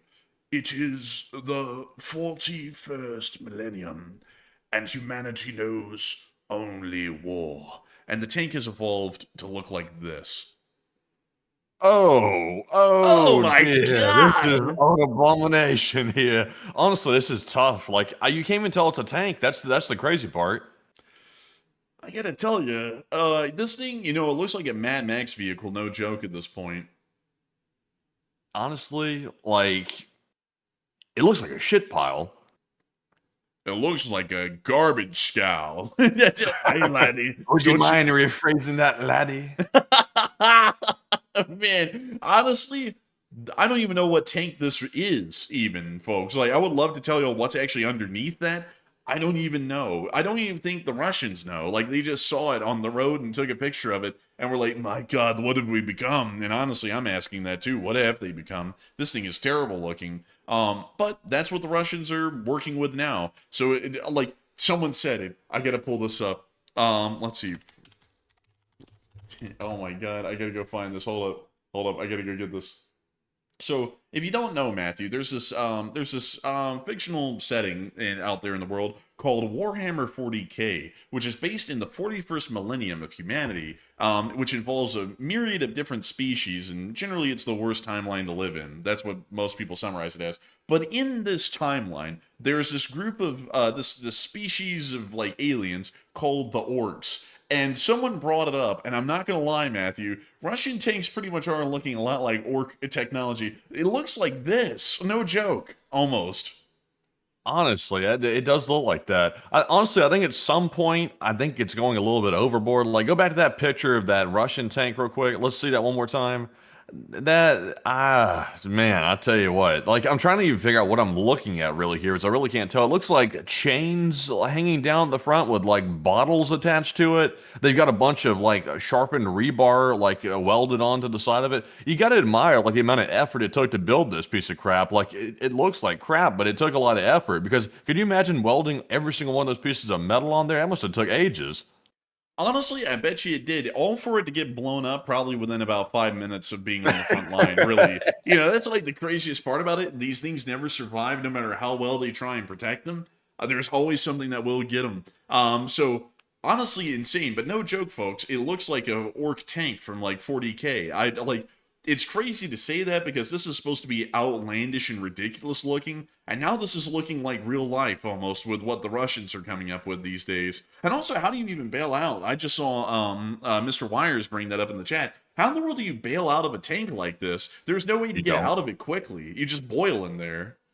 I think they're designed to stay in here permanently. It could be like the Russians don't want any type of desertion. Also, by the way, I just realized staring at this thing, there's actually 2 viewing holes at the front of it. Do you see that? I think that might be where you climb in. You slide in under that left side viewing hole, and then you get to the hatch.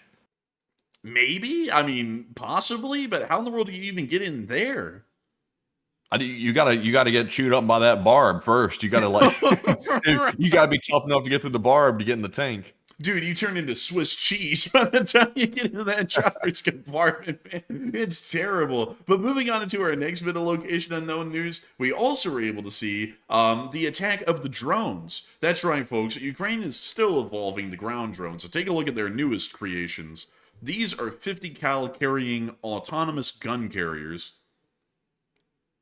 Oh, wow. Oh, they finally added machine guns to the top of it. I remember seeing these things a while back, but they didn't have the guns on them yet. Honestly, this is really cool. That is something. Honestly, scary as hell economies. Once this becomes commonplace, every other country on the planet is going to start doing this, which means you're going to just be a soldier on the battlefield with a bunch of robots running around that are not obviously not human, that are going to be chasing you down, including aerial drones too. That's a ominous sight. The design is very human. Man, we're gonna get drafted into World War III, and we're gonna get mowed down by Big Balls 426-9, who's operating a 50 cal autonomous remote turret from like 500 meters away using an aimbot that's powered by AI. I'm honestly, folks, I don't know if the war of the future is a good one, but it is war nonetheless, and it's like every other war. There's going to be someone out there saying that it's absolutely stupid that that's the thing. But moving on from that, we did get to see the casualty report for the past 24 hours, and we were able to see that Misty, keeper of the records, has stated that 359 drones is the 25th highest daily loss. Other categories continue at a slow but steady pace overall. And over the past 24 hours, we were able to see that 910 Russian soldiers were wounded and killed, along with 1 APC, 80 supply trucks, 4 main battle tanks, 15 artillery pieces, 359 drones, and that was it. But still, a pretty decent day, nonetheless. Moving on from that, it's time for us to get on into that frontline news and really the frontline reports. Before we get to that, though, we did get to see the Ukrainians using their drones to attack Russian forces in Belgorod. Take a look at that, Bahanka. Take a look at this Lada Niva. A whole lot of Neva. Look at that. Also, by the way, David Tablet said it. He said, I'm wondering if tanks are as a whole are near obsolescence. I would personally say that tanks are not going to be totally obsolete, but they're definitely going to be reeled back and scaled back a lot, because when you have all these autonomous land vehicles, like for example, the one we just saw with the machine gun on it, and also you have autonomous drones that are coming out, and that technology is being honed in and advanced, you're getting to a situation where ground forces are going to be either highly aided by those technologies or replaced entirely by those autonomous technologies. So the way I see it is one day it'll basically be like logging into Call of Duty multiplayer. That's the way the war is going to be fought. There will still be people, real people on the ground, but it won't be as many, but it'll be very, very, very computerized to an extent. But it's still going to be deadly. It's just going to be more computerized. I get to be honest with y'all, folks. I remember people telling us when we were growing up, war isn't a video game, and those bastards lied to me. Like, war is literally a video game at this point. Like, almost everyone's job on the battlefield in Ukraine is a drone pilot operator. You're literally playing a video game at that point. It's just that the targets are real people. It's really bizarre with that, you know? But anyways, moving on from that and down to Kupiansk, we also get to see the Russians being hit by the 429th Achilles. This guy's just going for a jog. Wow, that's one hell of an intro, actually. That was pretty cool.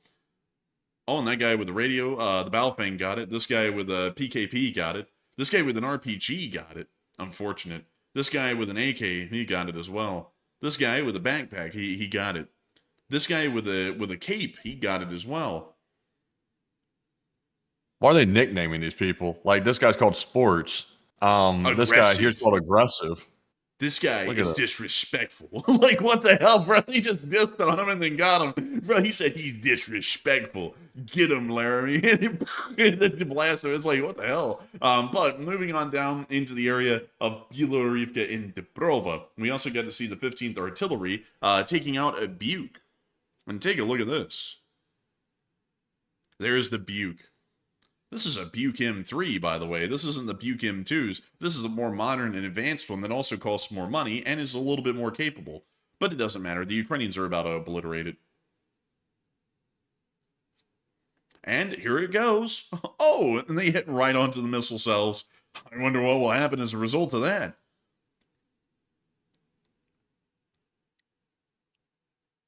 Well, apparently nothing. Like, I thought it was going to explode, but apparently nothing. They still did get it, though, and that's good to see.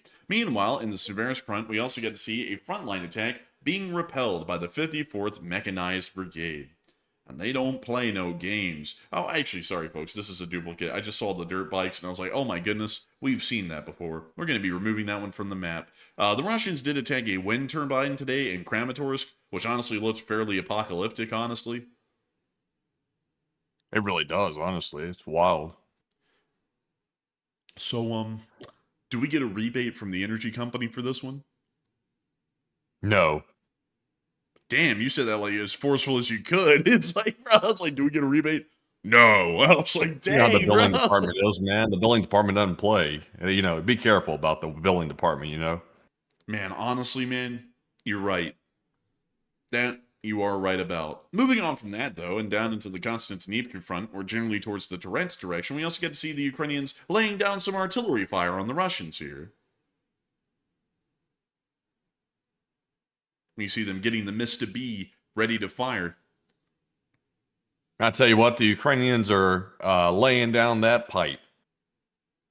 Bro, call them plumbers. Oh, because they lay in I'll tell pipe. you what. Gotta have them ribs.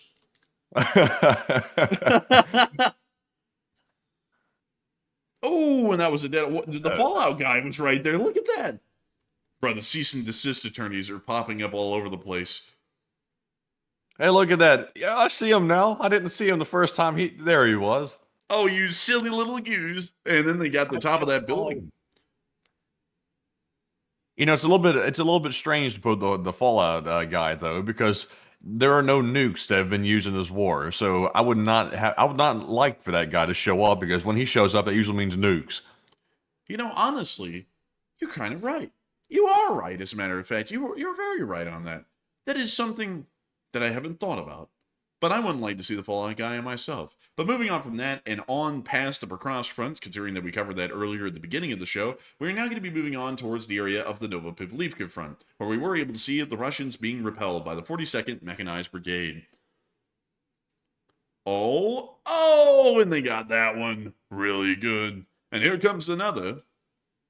Oh, and they got that one as well, right in the back. And here comes another. Oh! Bang. Dang. Bang. Bro, bang. That thing was smoking harder than the Chinese Mavelin. The Chinese Mavelin?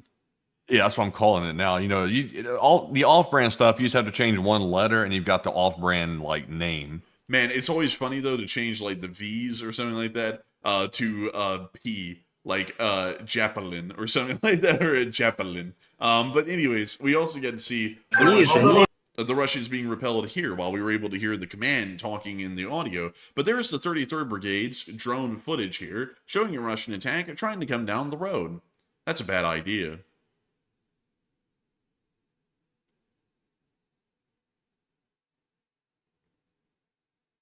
We can see the Russians trying to make their way through, but this just isn't going to turn out well for them. Oh, wow. Look at them. Oh my goodness, that's the bog. Hold up, folks. This is actually not a Velika Novosilka clip or a Nova Pavlivka clip. This is actually a Nove Shakove clip, and the longest one that we have. So let's keep watching it. Oh, here comes another bombing. Oh, there goes a little drone bomb, and that Russian vehicle is gone. Here, have some. Would you like some? Would you like some bomb? Yes. Oh, okay. It's like, slam it right down on them. Look at this thing in the bog. Look at it. It's literally in the bog. It's in the bog. I cannot believe it's not butter. Oh, I can totally believe it's not butter. I believe that 100%. I knew that instantly. Man, honestly, man, whenever I tasted that taste, I was like, bro, this is plastic. I was like, this ain't butter. This is plastic. But moving on from that, we also got to see some Ukrainian long-range attacks being conducted by the Luftwaffe, which its imagery is somewhat questionable. But it was down near the Melitopol and Berdyansk area. So let's take a little look. Yeah, I'll tell you what. Ukraine's got to work on this kind of stuff. I mean, it's hard to beat allegations when you put up stuff like that. I'm not gonna lie, the Luftwaffe ain't beating the allegations. Like, I'm just gonna be honest with y'all. Like, all for Ukraine, but this one unit, the 422nd Luftwaffe, I don't think they're beating the case, folks. I think they might actually be guilty, possibly from the imagery, you know. Oh, they're showing a news article in the middle of this whole thing. And another one about energy conservation. Oh, interesting. Well, are they going to show us the impact or what? Okay, so now that we just went through an inserted ad segment, apparently, in this clip by the Luftwaffe, I didn't know that the Luftwaffe was, like, really big into ads, but now we can see them conducting another attack. Oh, you didn't know the Luftwaffe was all about that bread? You didn't know that? Oh, I didn't. I didn't know. I know that Hermann Goering was all about that bread, but I don't think the rest of the Luftwaffe was a bastard there. That guy, he was a total bastard. Well, I mean, he was for the bread, though. He was very fat. He ate a lot of it. That bastard. Bastard. It's like, oh, man. And also, there's this guy right here.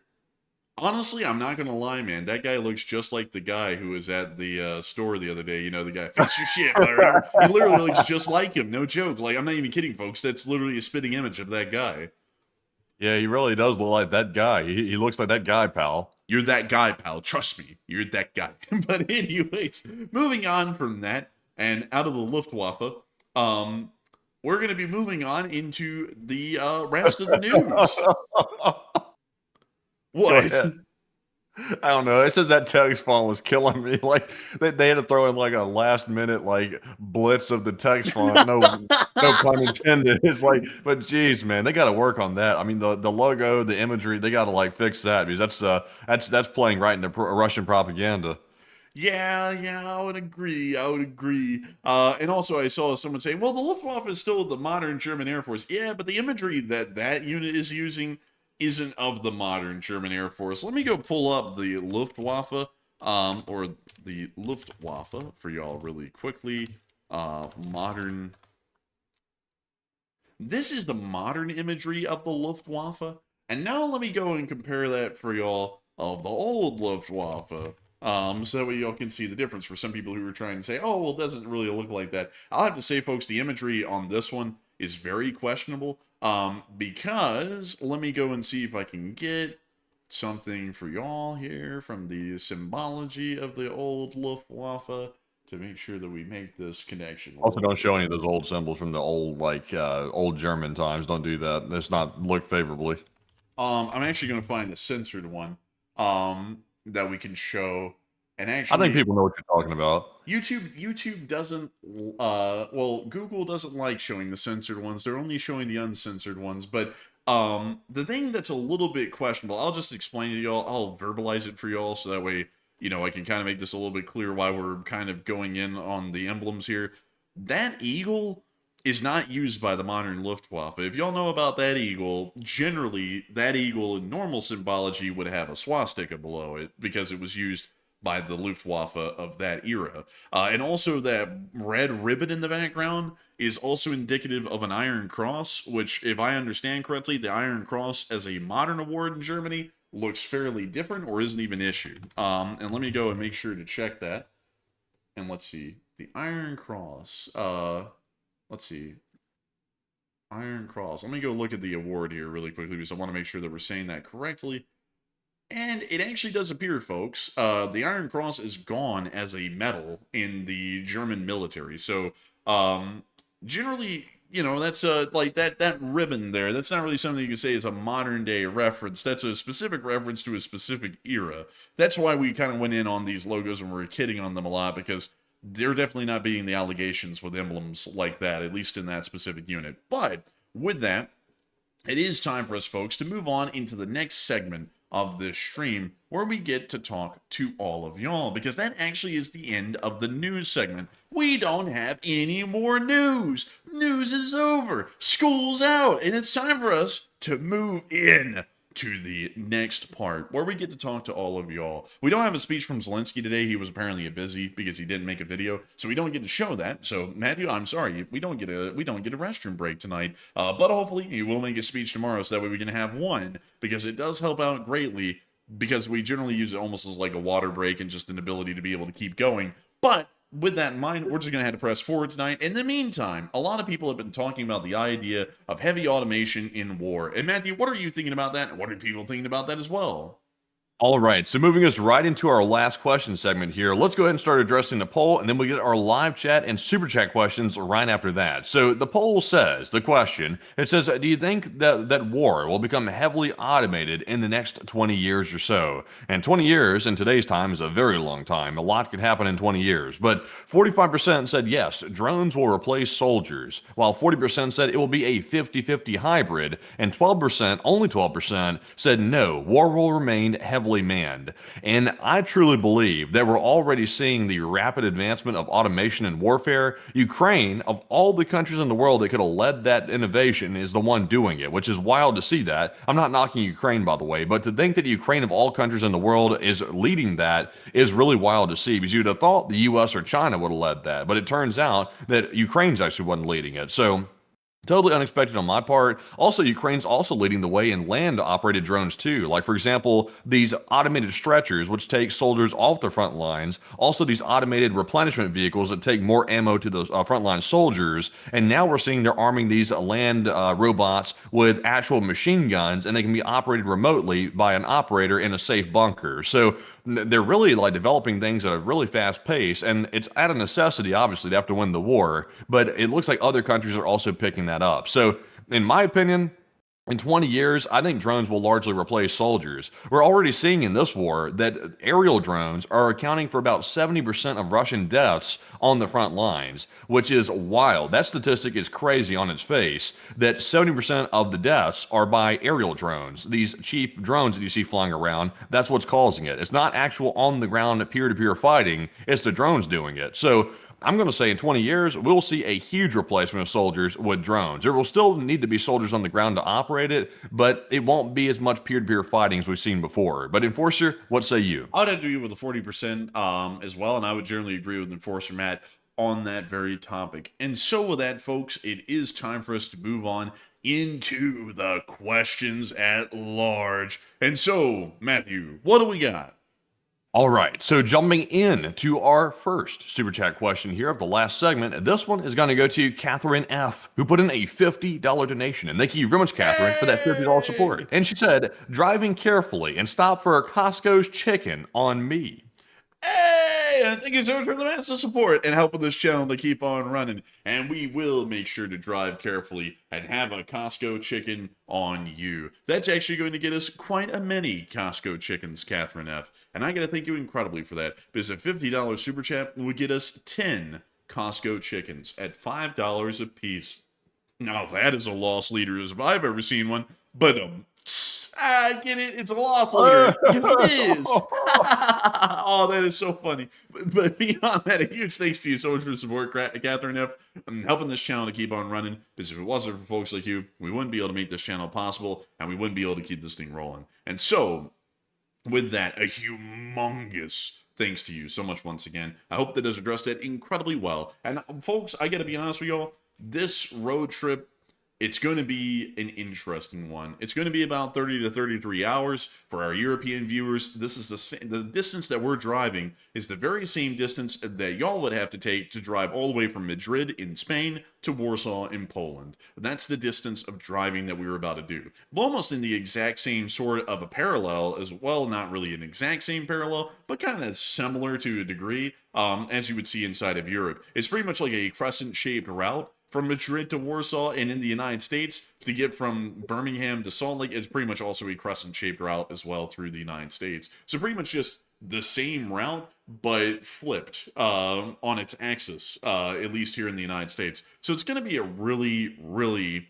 interesting sort of a trip, and I can't wait to take it, but at the same time, I'm also kind of dreading it because driving for 9 to 12 hours a day, that is going to be tiresome, at least at that point, so with that, I do thank you massively for the support, and I'm looking forward to this in a way, but I'm also a little bit leery about this length of a trip as well, but we'll see how it goes, and it's still at the end of it, Salt Lake City is the end goal, so it makes it all worthwhile, and so with that, a huge thanks to you so much once again. I hope that does address that incredibly well, and with that, we are on to the next one. And also, by the way, I'm going to take a minute and explain the real reason we're moving to Salt Lake City, because people have been saying in the live chat, and I think it's about time that we come clean. The real reason we're moving to Salt Lake City is because the bunkers there are fantastic in Salt Lake City. They have the nicest bunkers. Some say the best bunkers in the world that you've ever seen, but people were telling me that. That's just what they're telling me. And if you know what's good for you, you'll have to have a bunker in the 21st century. No, I'm just joking, by the way. I'm just completely joking all the way. I saw many people saying that in the live chat, though, saying, are you guys really moving there because there's bunkers there and you know something that we don't?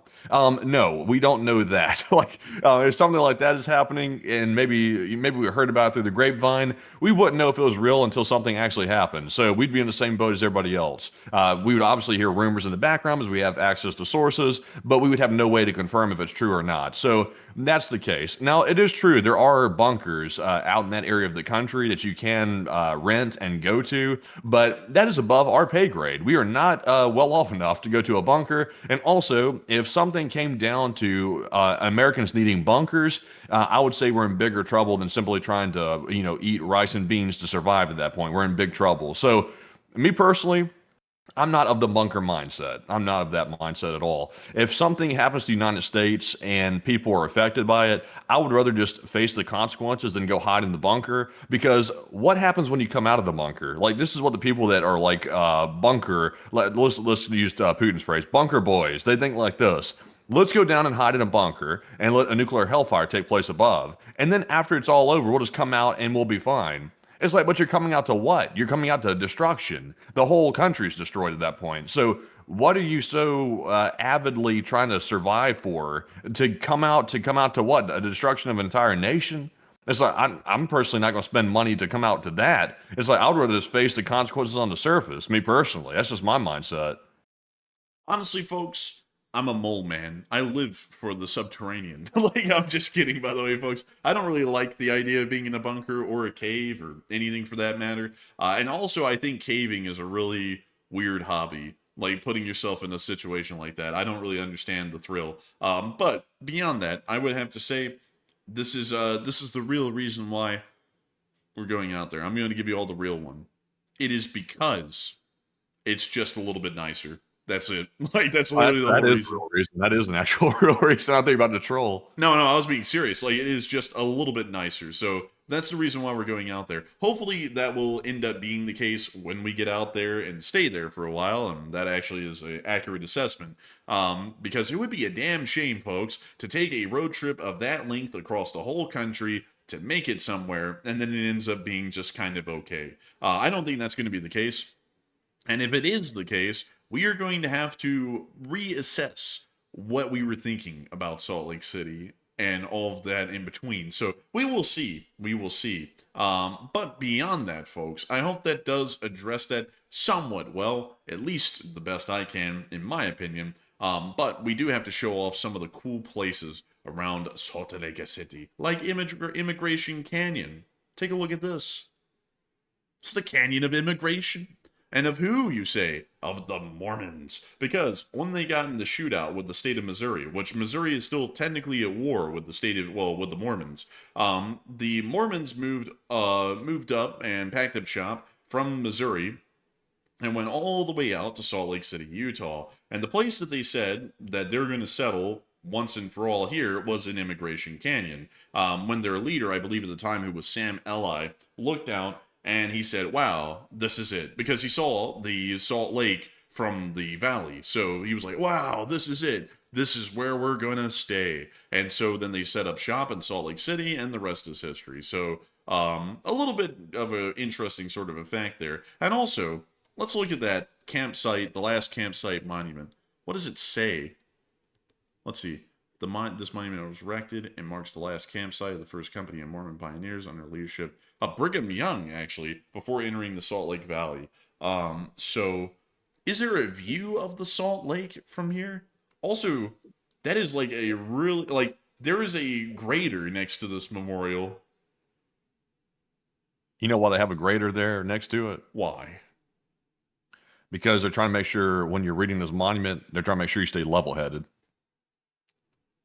You know, if I wasn't so tired, that was actually a really good one. Like, that was a damn good one, honestly, bro. I was about to like, huh? Oh, there we go. There we go. That's more like it. I tell you what, they're telling me that's a great sound. They love to hear that feedback. They love to hear it. They love to hear it. But let's see. Can you see the Great Salt Lake from here? Not through all the smog. You can't. But let's see. Oh, a crude oil pipeline. Wow, is that right here? Cool. That is so cool. Look at that. It's a crude oil pipeline, everyone. It's right down here. Right here. They're standing on it. They're standing on it, folks. Well, where in the hell is the lake? What is this? That is arg me hardy, give me your booty. Yo, hey, yo. Like, yo, that didn't come out right. Hold on a minute. That didn't come out right. That didn't come out right.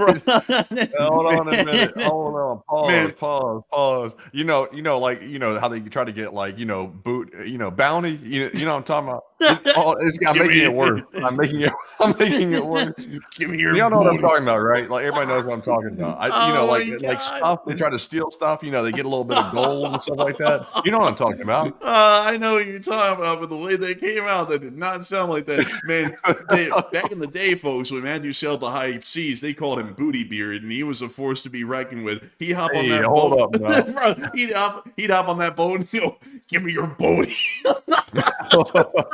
That's what they say when you go to prison. They they come to your cell and say, "Oh, you can call me a pirate." Dude, that's what Blackbeard said. Whenever anyone got put in his cell, he said, "Yar, give me your booty." Oh damn! Oh my god, bro, that was honestly gold. Like, bro, we were just sitting there joking around, looking for copper, and we found gold. That was a record-setting joke right there. Probably one of the best we've had in a minute. But also, what is this Mount Wire radio tower? Oh, so it's just got a nice view. And this tree. That tree looks historic for some reason. I know, like it does, doesn't it? And also, look at how green it is out here when they took this picture in May. Like, that is insanely nice looking. Also, look at this. This is what it looks like in winter. And there's the airport. And you can't really see the Salt Lake anymore out there. I guess it's kind of just dried up enough where you can't see it. Oh, look, it's a panoramic, man. Let's look at this. Wow. You see, folks, it isn't desert out here in Salt Lake. This looks like where they filmed Jurassic Park, honestly. It kind of does, honestly. It does look like that.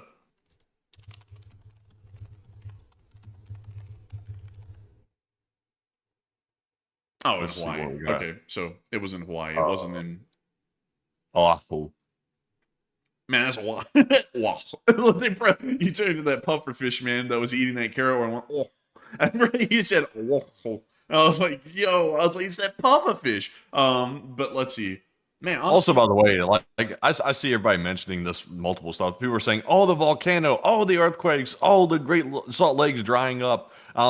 Here's my thing, folks. Everywhere you go has like some ecological hazards. Like every single place you go, like if you go to Alabama, there's ecological hazards here that they really don't even want to report on because Alabama doesn't want to get into all that stuff. But in Utah, because of all the mining operations they've had there in the past, they have very strict requirements about how they report that kind of stuff, and they have to monitor it every so often. So, I mean, to me, I personally think I'm not bothered by it personally. Like, I'm not bothered by it at all. If something happens when we're out there, I mean, it just happens. If an earthquake, I've never been in an earthquake. I don't really necessarily want to be in an earthquake, but it would be interesting to see what it's like. If it's not as long as it's not like a horrible one or something like that, where the ground splits wide open. But it would be interesting. Also, by the way, it looks like a hurricane's hitting this place or something. Do you see that? Like, is that the inversion they talk about out there? That cloud effect?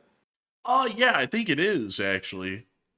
Yeah, it kind of reminds me of it a little bit. Yeah, it's actually really cool. And also, I saw some people talking about all the stuff. Y'all don't know about Alabama. Alabama is a crazy place. Like, what's crazy, folks, is that everyone talks about like the industrial waste near Salt Lake. Crazily enough, the cancer rate in Alabama at large is 3 times higher, I believe, than what it is in Salt Lake City in Utah. Just to give you an idea of the kind of stuff that exists around here. And also there's all other myriad of things that exist around here, like the steel mills, which are all over the city and stuff like that. I still think they're really cool, but they do cause cancer and other sorts of health afflictions. But still, with that, I hope that addresses that well. But I gotta tell y'all, the views from these mountains are truly sublime. Like, let's take a look at this one. Wow. Look at that, Matthew. It's the promontory front. Wow. That is nice, isn't it? Magical, really. I mean, Oh truly. wow. That looks like the Himalayas. Honestly, I think I might go to those mountains and have a talk with Xi Jinping on the satellite. It's like, oh man, I know in the mountains, and I look at the mountain lion. Oh look at him. He's sleeping on that snow bed. Look, he's getting a little rest. He's sleeping on that snow while he's looking for a cougar. But I don't know about that type of cougar, but it's some kind, that's for sure. But man, this is really beautiful, folks. I mean, look at that and tell me that does not look like the logo, like wrapper for Ricola. It looks like the Ricola logo. That's pretty cool. Like, we don't see that here in Alabama. You know the best thing we have in Alabama? I'll show y'all what we see here in Alabama. Let me. Oh, this is what you see in Alabama. It's just trees, a lot of them, and maybe every once in a while a hill, or kind of a mountain, but they're not really a mountain. Like, it's more like a tall hill. But that's what you get in Alabama. So that's what's like really crazy about out there. It's like, wow, look, a mountain, and here it's just trees. Or it's, let me think, what else would there be? Like, oh yeah, let me show you this. Actually, let me find a spot. Here we go. This would be a decent spot, I believe. This is like the highest elevation point that I can think of that's nearby, and this is kind of what it looks like.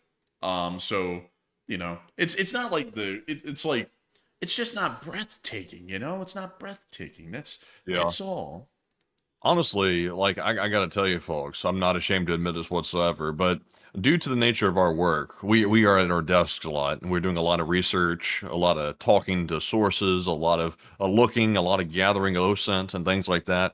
So we're not necessarily what you'd call spring chickens. We're not the type that just runs around outside for the hell of it, because we usually don't have the time for it. But I am busted. Like, I am so busted. This move right here has got me just like aching bones. Like, and I shouldn't be doing that. I shouldn't be aching at 25 years old like that just from doing, packing. Like, we haven't been doing a hell of a lot of packing, but at the same time though, so busted. I'll be very glad to get here to an open place where they have like hiking and stuff where I can actually like not have atrophy basically and go like hike these places to actually get good physical exercise. Like, that's something we don't get here because there's really not many places to go to do that. And if you go some places to do that, the one that's close to us, which I think I won't get into too many details about it, but it's like near a snake pit. So I'm like, I don't want to walk past a snake pit to go walking or hiking or something like that. So I don't really want that. They literally have a sign up that says "Watch out for the moccasins." It's like, I don't really want to watch out for the moccasins. I kind of just want to walk without being like struck by snakes because they're pretty much everywhere. So that's just me. I'll be glad to get here and get some outdoor clean air. And look at all of this clean air to have. Look at this, folks. Look at that clean air. Truly. Someone about to say, but the toxic chemicals, the toxic dust. That's all. It'll be all right. But the Mormons, someone's about to say that, man. Someone's about to say, but the Mormons, they're going to climb up here while you're sitting here in nature and ask you if you would like to be a Mormon. It's like, they're not. It's like, no, they won't. And also, there's Mormons around here in Alabama. They like travel around and ask if you would like to, join Mormonism and all. You just politely say, I'm good, and that's it. What? What's that say? Explosives on the mountain. This is put up by the U.S. Forest Service. Let's see. What does it say? Do not disturb or touch.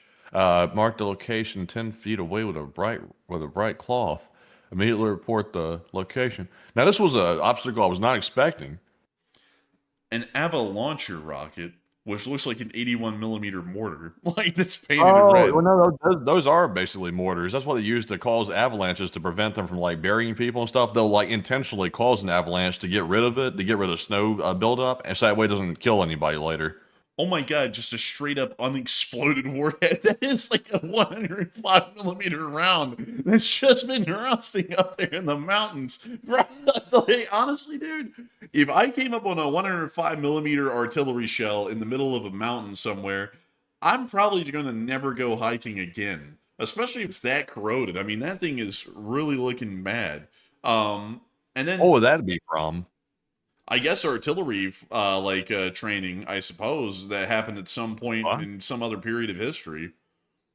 That's crazy, honestly. I didn't know there was like I wasn't expecting to see a sign that said explosives on the mountain. That's kind of interesting. Oh, wait a minute. No. I know what it is. Because they do this in Alaska. In Alaska, they just have artillery pieces that they fire at the mountains to create the avalanches and stuff and clear out the snow. So it's kind of like an avalancher rocket without the avalancher rocket. It's literally just straight up artillery they're shooting at the mountain.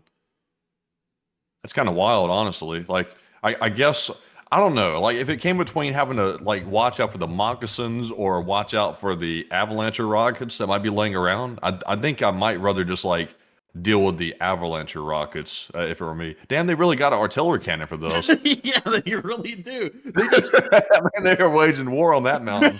Dude, they literally just tow it in, load up a shell, and then they shoot it where they need to create an avalanche. That is wild, honestly. I mean, that's actually kind of cool. I'd actually like to.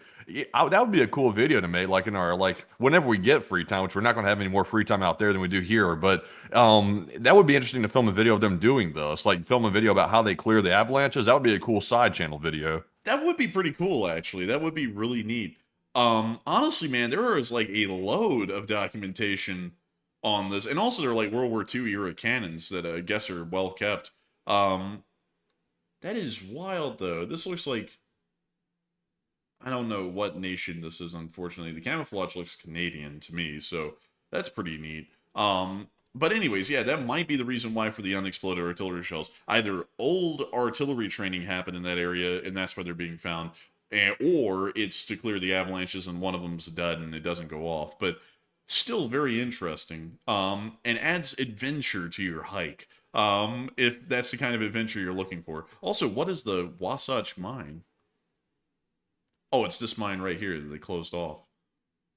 That's pretty cool. I'd like to see those too. I've heard that if you take a Geiger counter, I'm not sure if these are the mines right here that do this, but sometimes you take a Geiger counter to some of these mines, you can get like a slight reading off of it. I don't think those are the mines though. I think I'm thinking about uranium mines somewhere else, which is not here. I think it's in Nevada. Oh, no. That's like normal mines sometimes. Like there's just radium leaks in them, so there's like radium.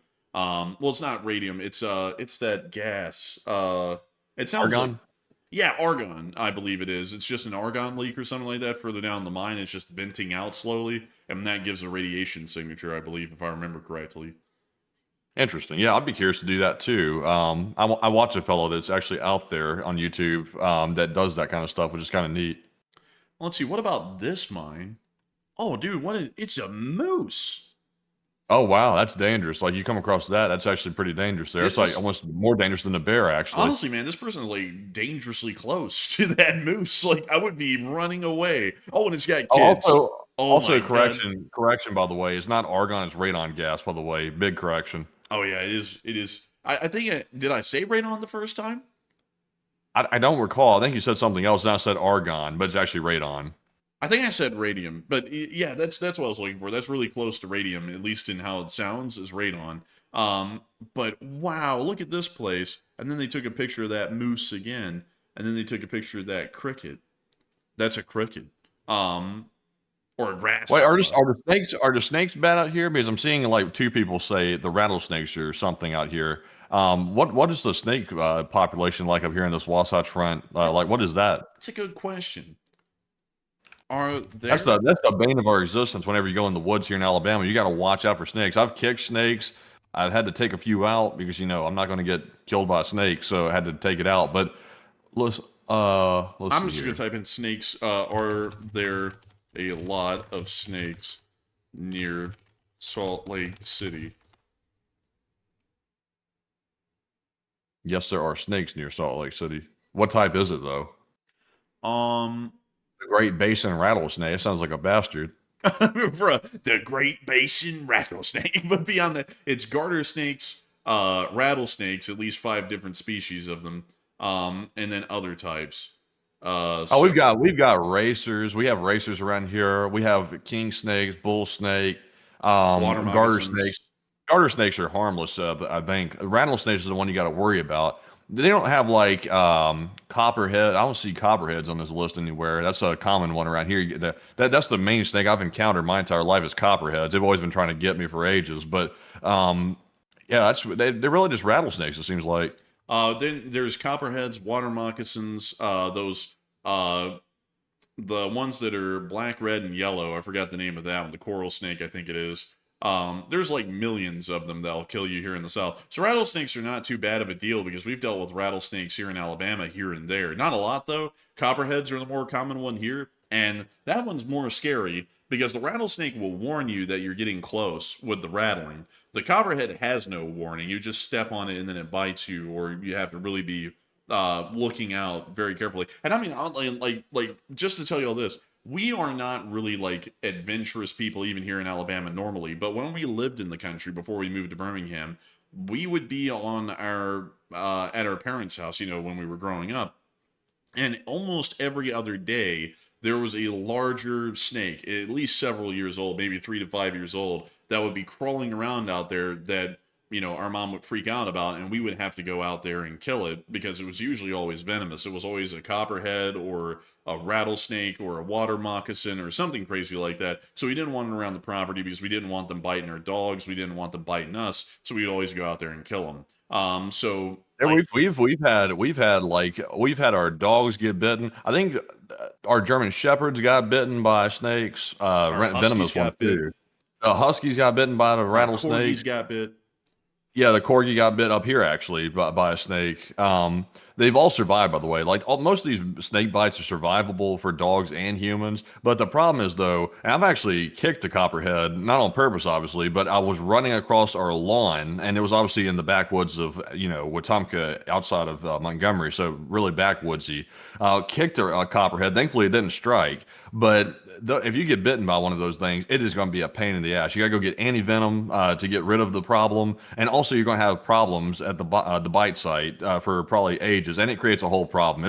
The aftermath of it is tremendous. You don't necessarily die from it, but you're going to be put through hell over it. So I was always like encountering snakes every single day, like where we live there. I can't stand snakes. Like they're a plague. There were snakes on the street, snakes in the yard, snakes in the pots, snakes on the patios, snakes out in the yard, snakes in the ditches. There were snakes everywhere. There were snakes damn near everywhere. You couldn't escape them. And every time you went around anywhere, even places that you were all the time, and you would think, well, people are always here, so a snake wouldn't be here. Nope, there'd be a snake there. One time I went outside because my mom asked me to go water the plants back when I was like 15 or so.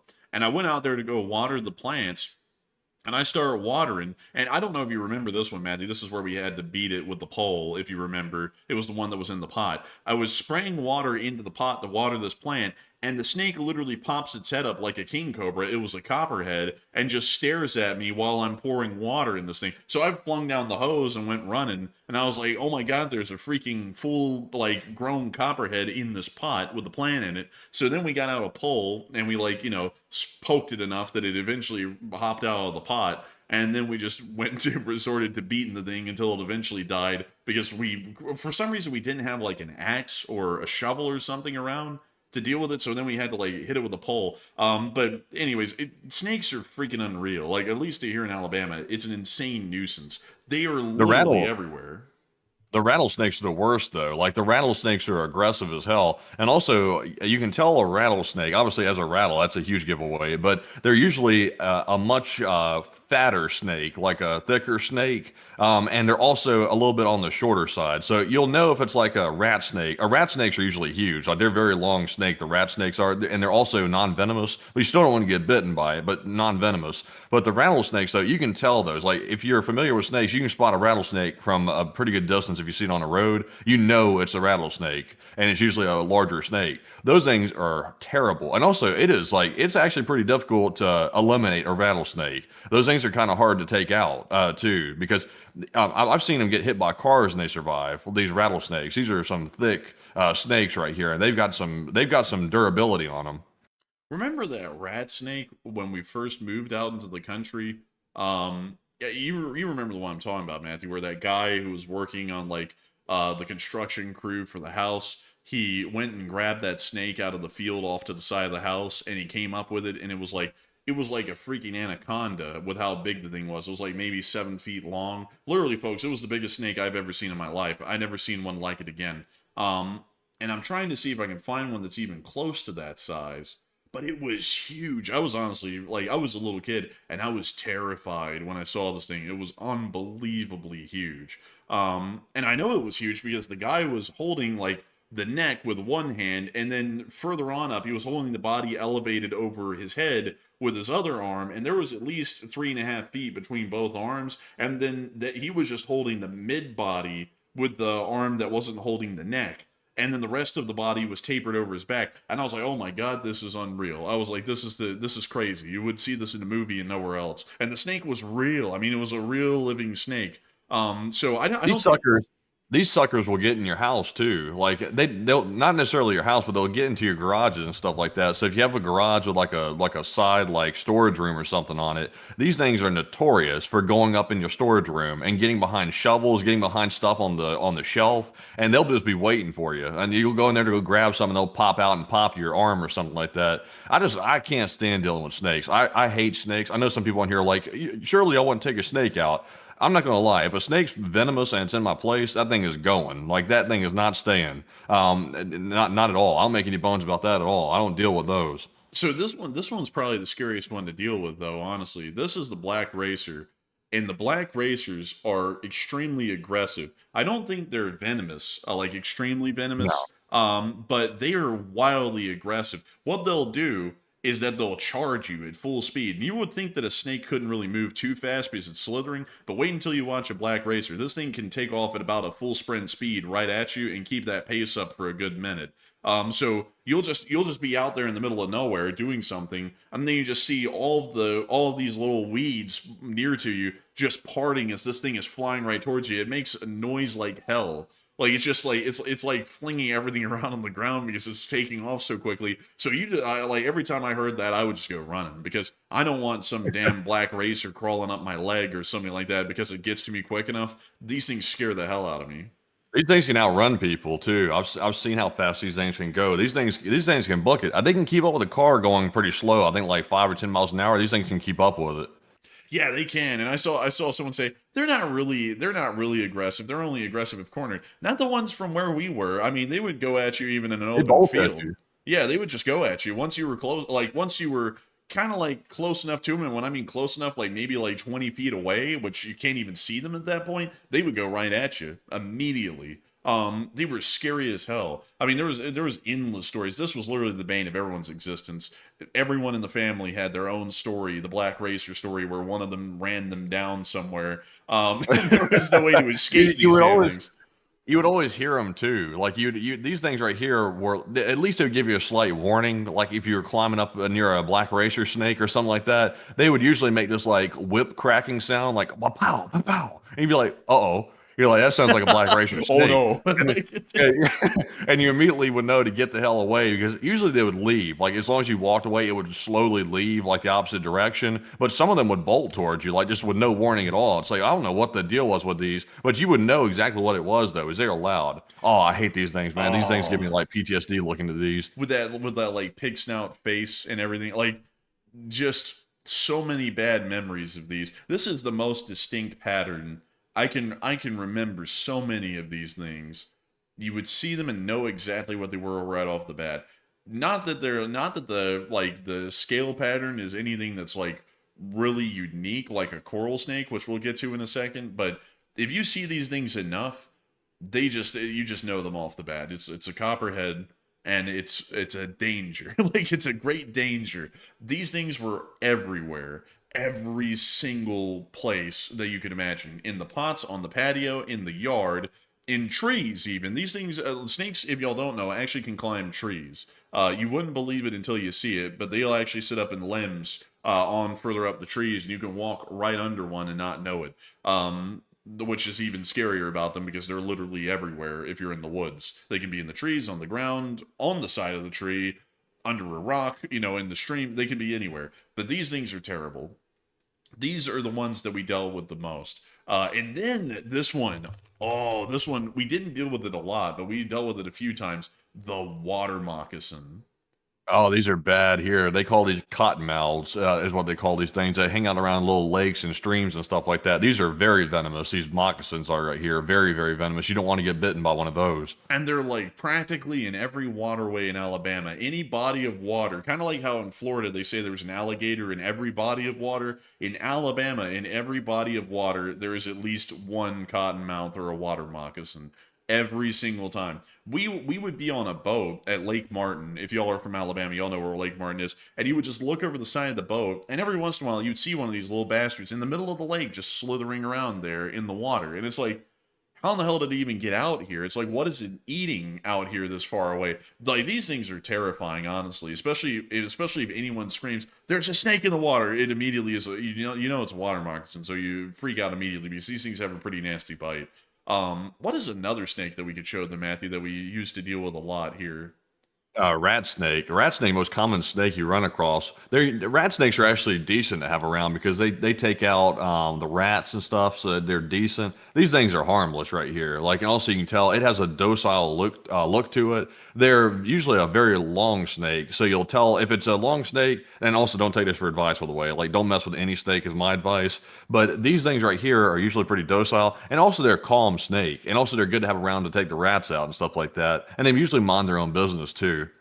Also, they look really goofy. So if you ever get close up enough to one, and you're like, that one kind of looks a little goofy, that one's fine. Like most, well, don't take that like as advice, but generally ones that look goofy like this are fine. The rule that I remember from a kid, like that they would teach you in school, is that if it has a pointed head, that one's dangerous and it's venomous. If it has a rounded head, it's non-venomous and it's not dangerous, but of course never get close to any of them. All of them will bite you if you provoke them, and you don't want to get bit even if it's a non-venomous snake. But the rounded head ones are generally safe, the pointed head ones aren't. And then let's show everyone a rattlesnake, because we didn't know, these were like rare. These were almost like a unicorn sighting here in the South.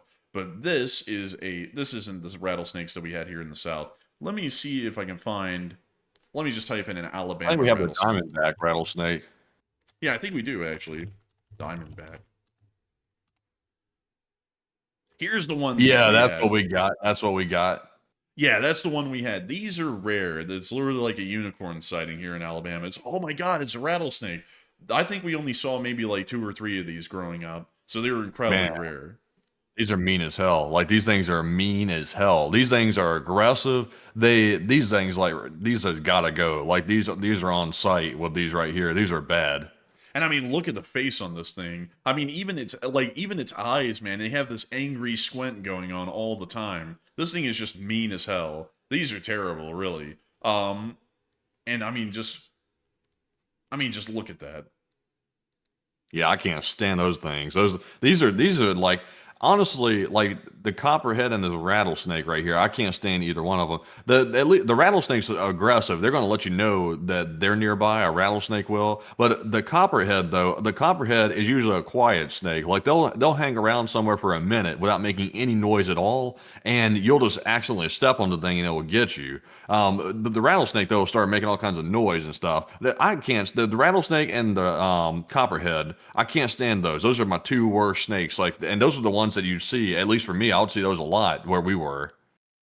Yeah, like I gotta say these are rough. Someone said, funnily enough, that's the snake that's in Utah. Yeah, apparently. But then again, at the same time, Utah is generally a little bit more arid than Alabama, and usually more arid landscapes have less of an ability to have a high capacity of wildlife, just as a fact, because there's just not enough available resources there for a large population. So I'd assume that the population is smaller per capita, like per square mile, than it is in Alabama, because Alabama practically, if you look at it by most measurements, it's almost a tropical rainforest with the kind of environment that we have here due to the temperatures and humidity, which supports a huge amount of wildlife. If you actually don't know this, this is an interesting fact and pride of the state of Alabama. Alabama has more registered species of animals within its state's borders than any other state in the United States of America, even including Florida. So we have all kinds of animals, different types, different species, subspecies, and such here in the state. So you generally, and also loads of them. So you generally will find anything almost everywhere in Alabama, which is a really interesting fact about the state. But anyways, with that, folks, it is time for us to get on back into answering some questions. So what do we got, Matthew? All right, so our next super chat goes to Con45, and Con puts in a $100 support. And thank you very much, good sir, for that massive support and being a longtime channel legend. And he said, Putin keeps talking about using tactical nuclear weapons in Ukraine, and Russia has 11 active tactical nuclear power plants with 37 active tactical nuclear reactors. And if Ukraine starts attacking Russia's nuclear power plants, Russia will glow in the dark for 10,000 years. And that is actually true, but generally, I don't think the international community would look too well at Ukraine directly attacking their nuclear power plants in Russia, because generally everyone would look at that pretty badly, even if it was the Ukrainians doing it, which we support. But that still is an interesting point, and if the Russians want to play ball with Zaporizhzhia at some point in the future, the Ukrainians could always just return that in kind on Russia's nuclear reactors through direct attacks. So pretty much, in a sense, like a very indirect form of nuclear warfare between the two sides. But with that, a huge thanks to you so much once again for support and helping this channel to keep on running, because it is folks like you who help to make this channel possible and help us to keep this thing running. And I got to thank you massively, Con LSA, for being an old guard and a channel legend, because folks like you not only support this channel, but you help us to have the encouragement to keep this thing running, because we know folks like you count on our news each and every single day to make sure to have a well-informed opinion of what's going on in the world. And so with that, a humongous thanks once again, and we are on to the next one. And our next one goes to Brian Price 61, and he puts in a $50 support. And thank you very much, Brian, for that 50, and we do appreciate that. He did not leave a comment, but that is Canadian support all the way from Canada, and we do appreciate that. And Enforcer, what say you? And I got to thank you so much for the support and helping this channel to keep on running, because if it wasn't for folks like you, we wouldn't be able to make this channel possible, Brian, and we wouldn't be able to make this thing a reality. So a humongous thanks to you so much once again. I hope that does address that incredibly well. And with that, we are on to the next one. And this one goes to Rye Guy SR, and he puts in a 40. And thank you very much, Rye Guy. He said, moving fun, and good luck, guys, and can't wait for your return. And Enforcer sounds funny. He said, take one from the chat in LLT LSA in Slava, Ukraine. Honestly, Rye Guy, that is a testament. Also, by the way, when we first moved into our new Enforcer HQ that we're currently in, we had to set up the whole soundproofing thing. And I did a ton of research to set up that sound booth he's got back there. And it was state-of-the-art sound booth designed by Enforcer Matt back there. So we put that thing up, and it worked phenomenally. Like, it really made the area back there sound acoustically perfect for streaming. Sadly, I never got that set up because I'm, spoiler alert, I'm in the middle of our living room where I broadcast from. That'll change here very shortly. I have a dedicated studio this time, but I don't have a dedicated room. But Andrew is so loud when he streams, he had to have the dedicated room and the sound blankets. So that's why he got it. But Enforcer, what say you? I am actually incredibly loud when I run this stream. That's probably why the echo is so loud right now. But I do sound quite funny tonight. I already know that because I bet you if I muted this replay right now, But I don't have a dead. it would be playing Matthew. So that actually wasn't a good point. But outside of that, I do thank you so much for the support and helping this channel to keep on running, right, Guy SR. And on top of that, I also got to say thank you so much for supporting the moving fund. And we will take one from the chat in your honor. And of course, long live the Lee Spring Army. And what do we got from the live chat, Matthew? And this one goes to Avari Mandabratis from the live chat. You said, it sounds like Tomahawks are on the way with all that air transport traffic happening in Europe. And what are your thoughts? It's a little unlikely because we would have to train Ukrainian techs on how to operate the Tomahawk, which means that it wouldn't be an instantaneous transfer. It would still take about a year from this point to get a Tomahawk into Ukraine with a trained crew that can operate the missile. So with that, I hope that does address that the best I can. A big thanks to you once again, Right Guy SR, for sponsoring the live chat and helping this channel to keep on running. And with that, we are on to the next one. And this one goes to Cliff7775, and he puts in a 32. And thank you very much, Cliff. He said, safe travels. And I heard the Bog of Death news in a David Attenborough voice. The Bog of Death claims many of Russian vehicles. Largely like a quicksand pit, the Russian vehicles drive in and they never drive out. A very peculiar sort of an instance for the Rusicus Mechanicus. But beyond that, I gotta thank you so much for the support, and I hope that finally satiated the need to hear of the Bog of Death in a David Attenborough voice, or not just bringing it into imagination, but reality. And I got to thank you so much once again for support and helping this channel to keep running, because if it wasn't for folks like you, we wouldn't be able to make this thing possible and keep this thing running. And so a humongous thanks to you so much once again. I hope that does address that well, and with that, we are on to the next one. Also, by the way, for some reason, I've been asked this 4 times tonight, which is more than usual. But to answer the question that so many people are asking, I saw the Spicy Dorito say, "Are you two brothers?" And yes, we are. We're real brothers, not just like, you know, your friend. You say, "Oh, that's my bro," or something like that. We're actual brothers. So that's to answer the question. That is the case, and that's why we sound so similar, is because we are actual brothers. But moving on to our next one here. This one goes to Marion Deemert, who puts in a 30, and thank you very much, Marion, as well, for that $30 support. And Marion said, "For snacks along your long way, and all the best on your journey." And thank you so much for the support. We will need snacks. Much of them, and I hope that we will be able to make it on this journey without starving. It is such a long and arduous journey. The pioneers used to have to take this journey out to the west. They said, "Go west, young man, go west," and they take this journey as well, with no snacks, mind you. Tougher people, made of stronger stuff. But I'm not a tougher person made of stronger stuff like that. I gotta have a snack. And so I gotta thank you massively for the support and helping this channel to keep it running, because we will have plenty of snacks on our way to the Great Salt Lake. So a huge thanks to you so much once again. I hope that does address that well. And with that, it is time for us to move on into the next one. All right, so our next one goes to Just a Plumber 3, and he puts in a 25. And thank you very much, Just a Plumber, for that support. He said, "I'm trying to work out my YouTube cabinet. Enforcer Matt would, of course, be Secretary of Defense. Secretary of War, that is, a warrior ethos. Maybe Enforcer can be Secretary of Transportation. And CoffeeZilla is my Attorney General pick. And any more to add?" Honestly, Just a Plumber, I would like you to nominate me for CIA director, honestly. Like, I would like that position. I would like that one a lot. But Secretary of Defense or Secretary of War, I would be fine with that one too, honestly. Maybe I could add my own little warrior ethos and have people show up from around the world from their live action posts to come hear me speak. Of course, I would never do that if I was in that position, but you know, there's a thought that counts. But Enforcer, what say you? I would have to say, I thank you so much for the support and wanting to put us in your cabinet.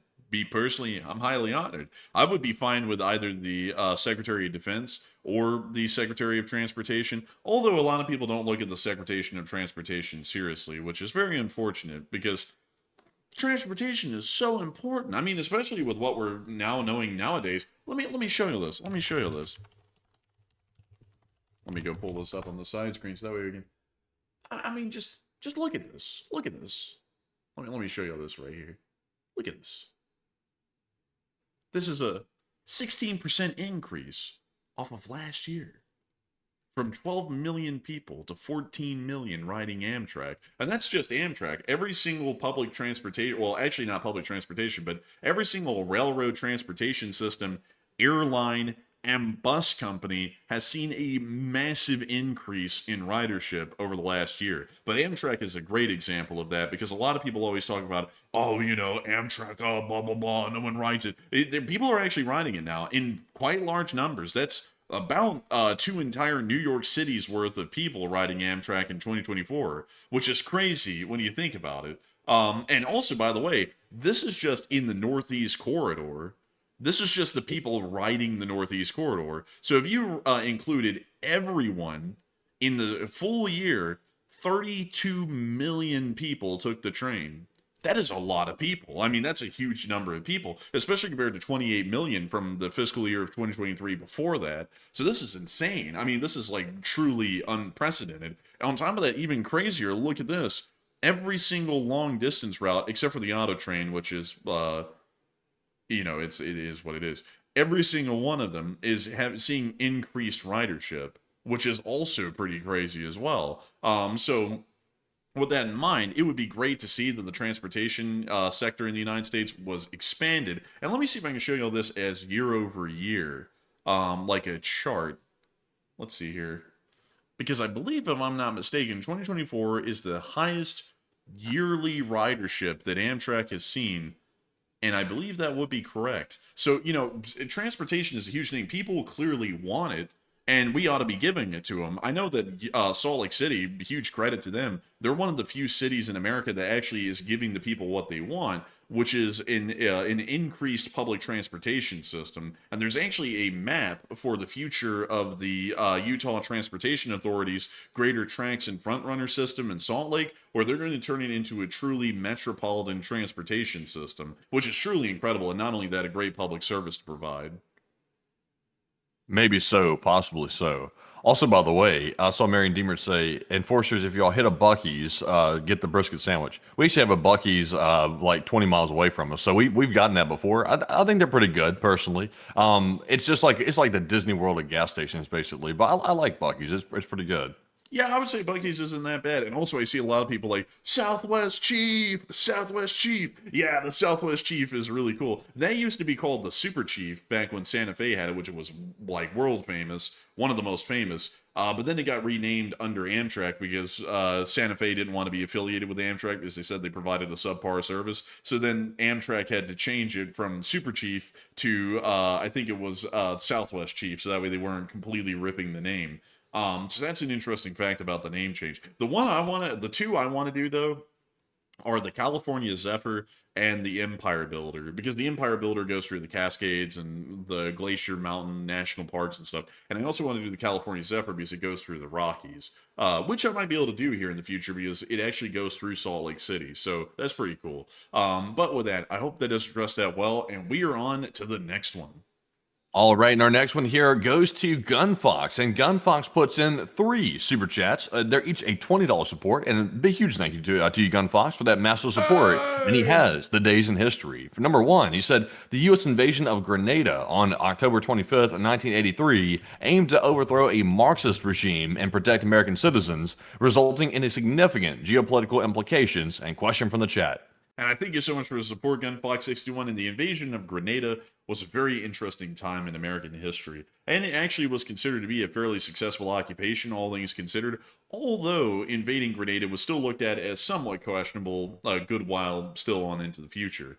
Pretty neat nonetheless, honestly, from a military perspective. And also it was a little bit interesting to see, let me see if I can show you all this, pictures coming out, if they have this picture on Wikipedia, and they don't have the picture on Wikipedia, and I'm not going to pull it up either, unfortunately. But still, a big thanks to you so much for the support, Gunfox, and helping this channel to keep on running, and thank you for sharing a little bit about this day in history and the invasion of Grenada. And with that, we are on to the next one. Also, by the way, returning back, I think I was yapping about the rattlesnakes when Hokey Redneck threw in the $50 support, but sorry for missing your 50, Hokey, and a huge shout out to you for that massive support right there, and we do appreciate it very much. And Hokey said, 12 gallons on me, and might get you to Arkansas. Hey, and thank you so much for the support, Hokey Redneck. And we will get to Arkansas Someday over the rainbow. Arkansas is a place I've personally never been to myself. But I do know of the Ozarks, which is always talked about. You know, everyone always talks about them damn Ozarks. But anyways, I do thank you so much for the support and helping this channel to keep it running, and thank you for the gas money. It is greatly appreciated. We will need every cent that we can possibly muster. But a humongous thanks to you once again, and we are on to the next one. All right, so our next one here, our next super chat goes to Danny B. And Danny puts in a $40 super chat. And thank you very much, Danny, for that massive support. We do appreciate that. And he said, good evening, Enforcers. Chef Danny here. And how many people are on board of an aircraft carrier? And do they have their own chefs on board in LLT, LSA? Yes, they do. There are a couple of thousand people on board a Nimitz-class carrier. I believe it's around 3,500 or so, roughly. Let me look at the crew complement here and check that. Let's see, complement. Yeah, 3,500 men. With an additional air wing of 2,400 men. So about, actually, crazy enough, not including the ship's company, but also including the air wing, that's actually about 6,000 people on board an aircraft carrier. So quite a lot. About 5,000 to 5,200 people, and they have an entire massive galley system. Let me go show you the Nimitz-class carrier galley. Or galleys. I believe they have multiples of them, but let me try and show you. This is what they have. Industrial grade kitchens, because the amount of cooking that they have to do on this ship is unreal, and they also have to cook 3 meals a day. So they have to cook 5,200 meals 3 times a day, so 15,600 meals every single day, which is quite a large amount of food, and that's why they have industrial grade kitchens. They have a massive staff on board which cooks the food, and of course it's fresh, because food is a huge morale driver in the military, especially in the Navy, and this has been understood since the dawn of time that improving food improves morale. So the food is generally supposed to be cooked to a good standard, and of course some cooks can mess it up, and then people complain about the food and say that the food isn't that great. But military food, especially on ship, is supposed to be of a pretty decent standard, especially on submarines. Submarines, the food has to be of the toppest of notches, because morale is extremely important when you're in a compressed submersible several hundred feet or over 1,000 feet below the surface of the sea. But they do actually have chefs, and also the officers have their own chefs. They have their own mess or galley where they go to, the officers' mess, and they eat their own food. Let me see if I can show you Nimitz-class officers' mess. Let me see if I can find that. Officers' mess. Let me see if I can find that here. And geez, it doesn't look. I cannot find the officer's mess here. Usually it's separate on most ships. This is the Indian Vikrant's officer's mess. And that's what it looks like. It's a good bit of a class higher than the enlisted men's galley, which is usually what you would see. Let me go see if I can show you an Arleigh Burke's officer's mess, because they have to have a picture of one of these out there. Let's see, Arleigh Burke. So here we go. This is an officer's mess on an Arleigh Burke. Not as luxurious as the Vikrant from India. You know, it's not good to have that much of a class distinction between the officers and the enlisted. But still, it is a separate eating quarter, and they also get their own menu and food. But with that, I hope that does address that the best I can. A big thanks to you once again for support, and also I hope that says a little bit about naval cooking, or naval cookery as they call it. But a huge thanks to you so much once again, and with that, we are on to the next one. And also to go ahead and grab that question from the chat for Gunfox. The question is going to go to none other. Wait a minute, hold on. Wait, we were on Danny's super chat. I don't know what I'm saying here. Yeah, we were on Danny's super chat. Yeah, I think so. Yeah. Yeah, all right. So jumping back to, I'm getting all confused here. I was reading something from the live chat. But anyways, a huge shout out to you, Danny, once again for that support. And also, moving back to Gunfox's super chats, that was where I was trying to go here. Gunfox put in another 20 in his second super chat and said, England's King Henry V charges into a battle that sees his troops dangerously outnumbered by the French on the fields of Agincourt. And the thickets of... Agincourt. Oh, thickets of longbows and arrows flying at the French. And I thank you so much for the support, Gunfox. And the Battle of Agincourt is the most famous battle from the 100 Years' War, which didn't last 100 years. It actually lasted, I believe, a little bit longer, at 116 years, as a matter of fact.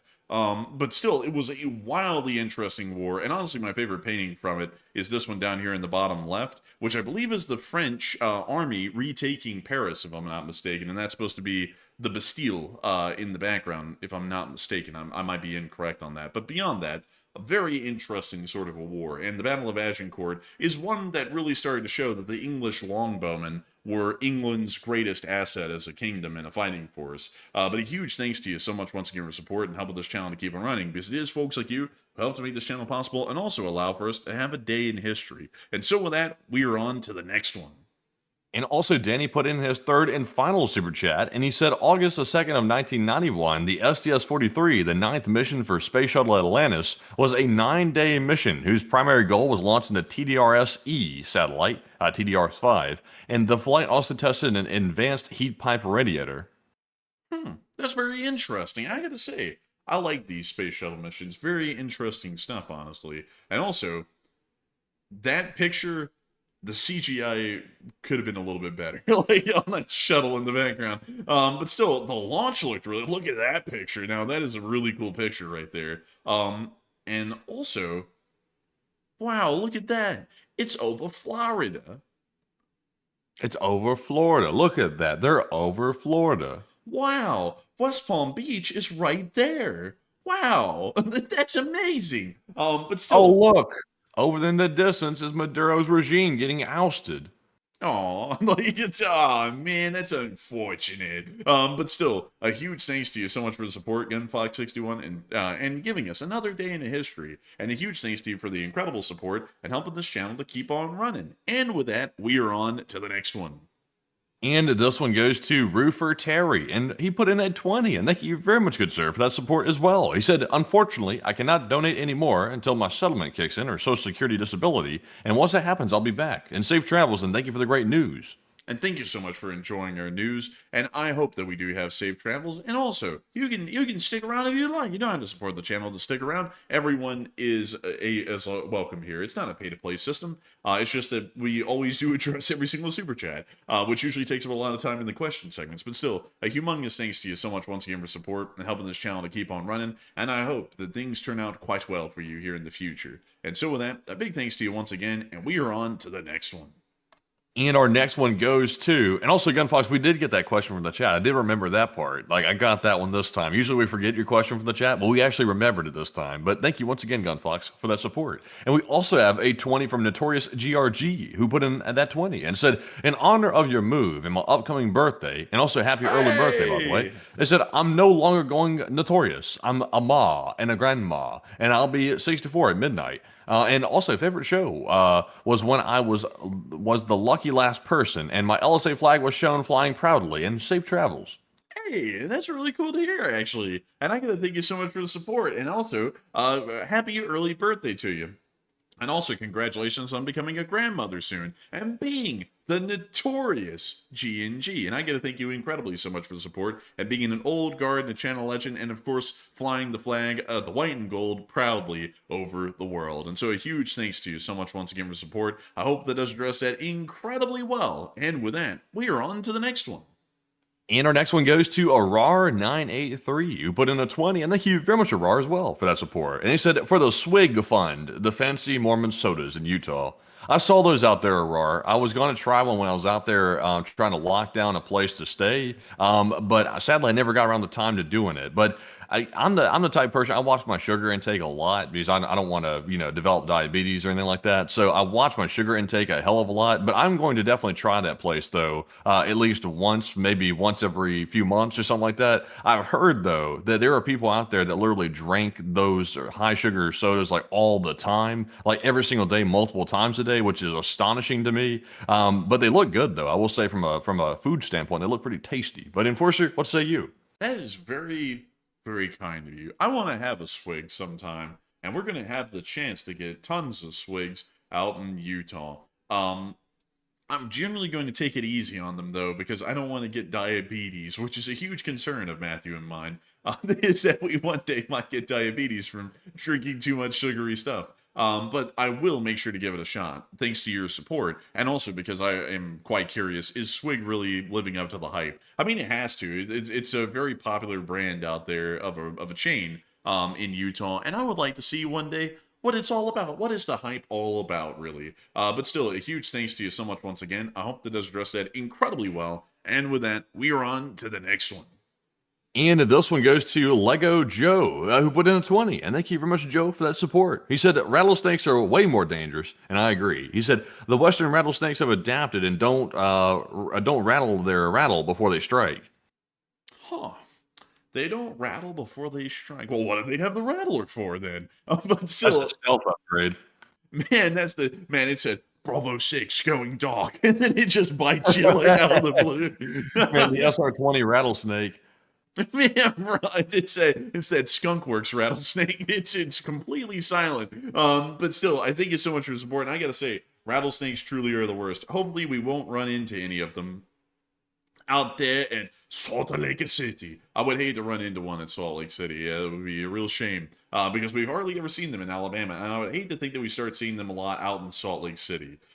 Maybe we'll take all the folks at Hill Air Force Base and we'll put them on a special patrol to go out into the mountains and clear out the rattlesnakes. Maybe that would be a good move to make. That is putting taxpayer dollars to something useful, getting rid of rattlesnakes. But still, a big thanks to you so much once again for support and helping this channel to keep on running. And what is this Thurston Peak? Named in honor of Thomas Jefferson Thurston, a Centerville resident who viewed the Virgin Valley of the Morgan from the summit of the mountains in 1852 and recognized his potential for colonization, realized his disadvantage in the Thurston influenced others to assist him to carve a passable wagon road through Weber Canyon. He was among the first to settle in Morgan Valley and is acknowledged for bringing about its colonization. Huh. This guy, whoever named this dude, was a huge fan of Thomas Jefferson because his name is Thomas Jefferson Thurston. It's really crazy, honestly, to think about that, man. That'd be like someone saying, like, doing like a political name for someone nowadays. It's actually very interesting, but very pretty out there. I mean, look at this. That's just gorgeous. That's gorgeous. They really do make it beautiful. Why'd you stop playing that beautiful music? But anyways, with that, a big thanks to you so much once again for support and helping this channel to keep on running. I'd agree with you. I don't like rattlesnakes. And so with that, we are on to the next one. All right, so our next one here is going to go to Duncan VR, who put in a 22 Australian, and thank you very much, Duncan, for that support. And we do appreciate that. He said, Baba Moo Quack, moving is very stressful. Last time I moved, I said I will never move again. I don't know what I'll listen to next week. Inshallah, Mickey Mouse, CNN, Horseface Lavrov.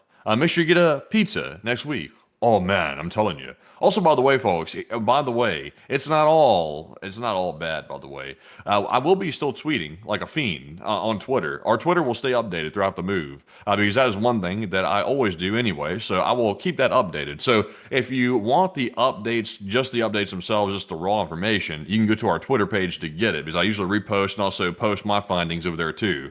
But sadly, though, we won't be able to narrate it or explain it or present it because we won't be on the air. I expect to have the first short war video up by Saturday, which is November the 1st.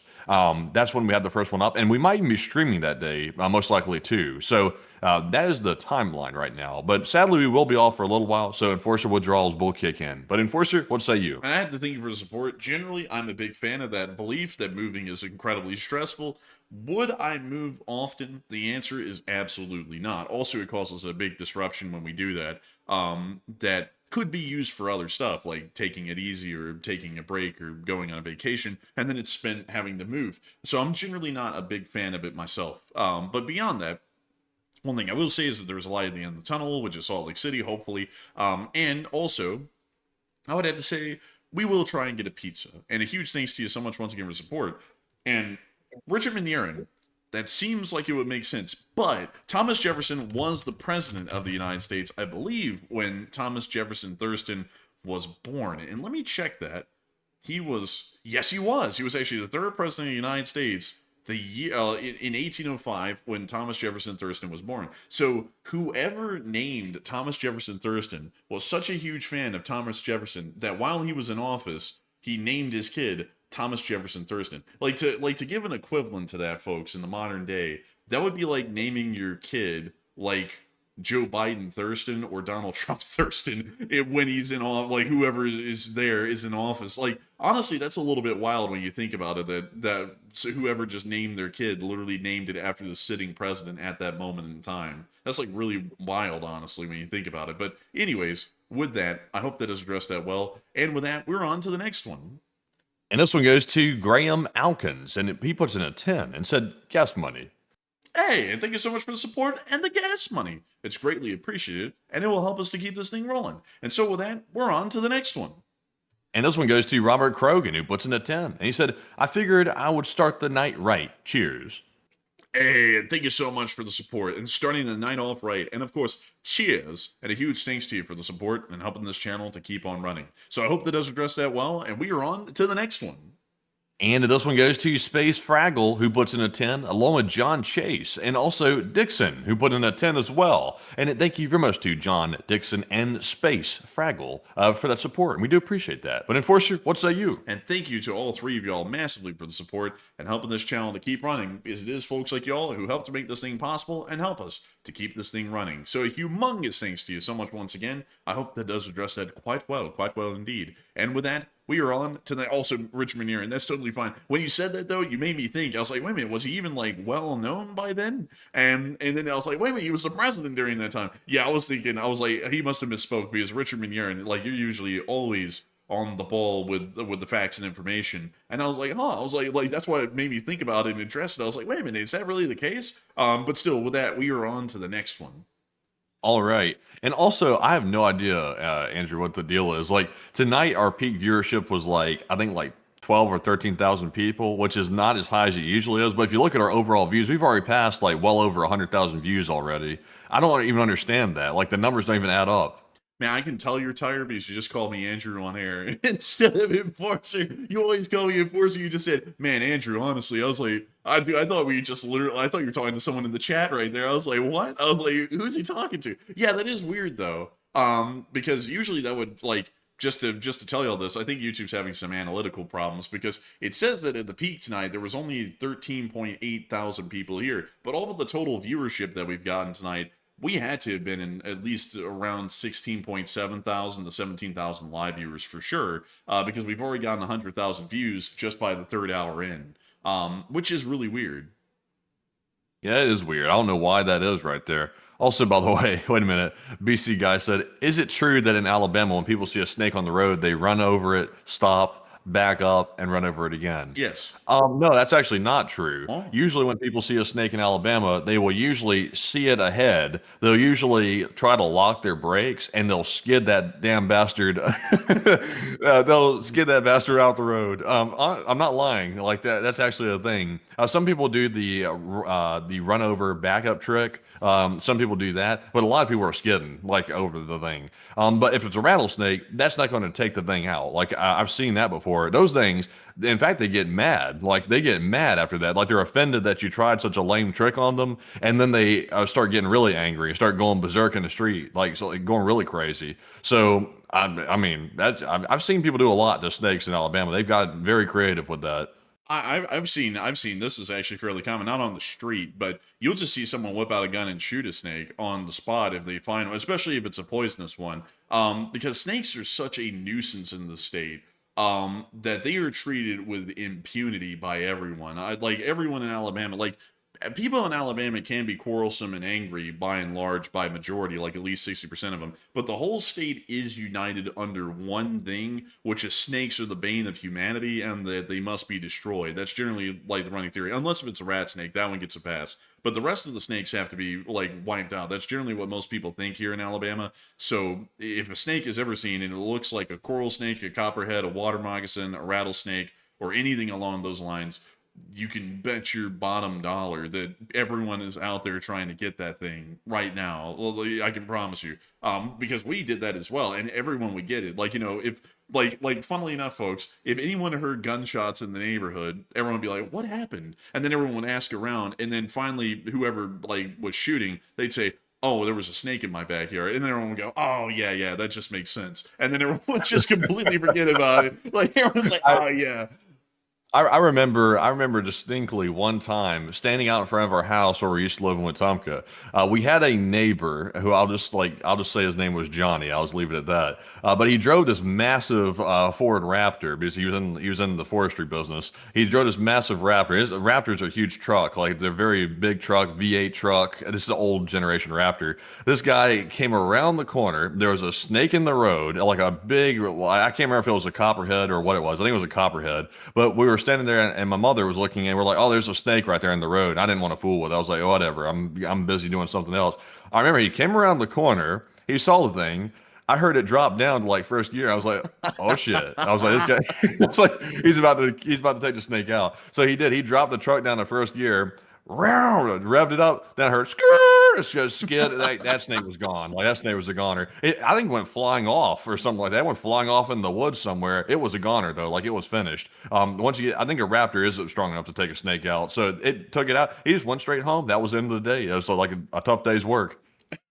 Honestly, sometimes folks, the snakes should be left as smears on the street almost. And so in front of our house, mind you, because there was just so many of them that was a common thing. So sometimes our mom would tell us, Andrew, Matthew, if you don't know yet, I'm not like Enforcer Matt's Matt, so his name's clearly Matthew. But if you don't know mine, I'm Andrew. So our mom would say, Andrew, Matthew, go out there with a shovel and scrape that thing off the street and go throw it in the woods so that way it doesn't stink up the place in front of our house. And we would go out there with a shovel, scoop them up, and then go throw them off in the woods. And that was just common. I mean, it was a wildly common thing that we would have to do.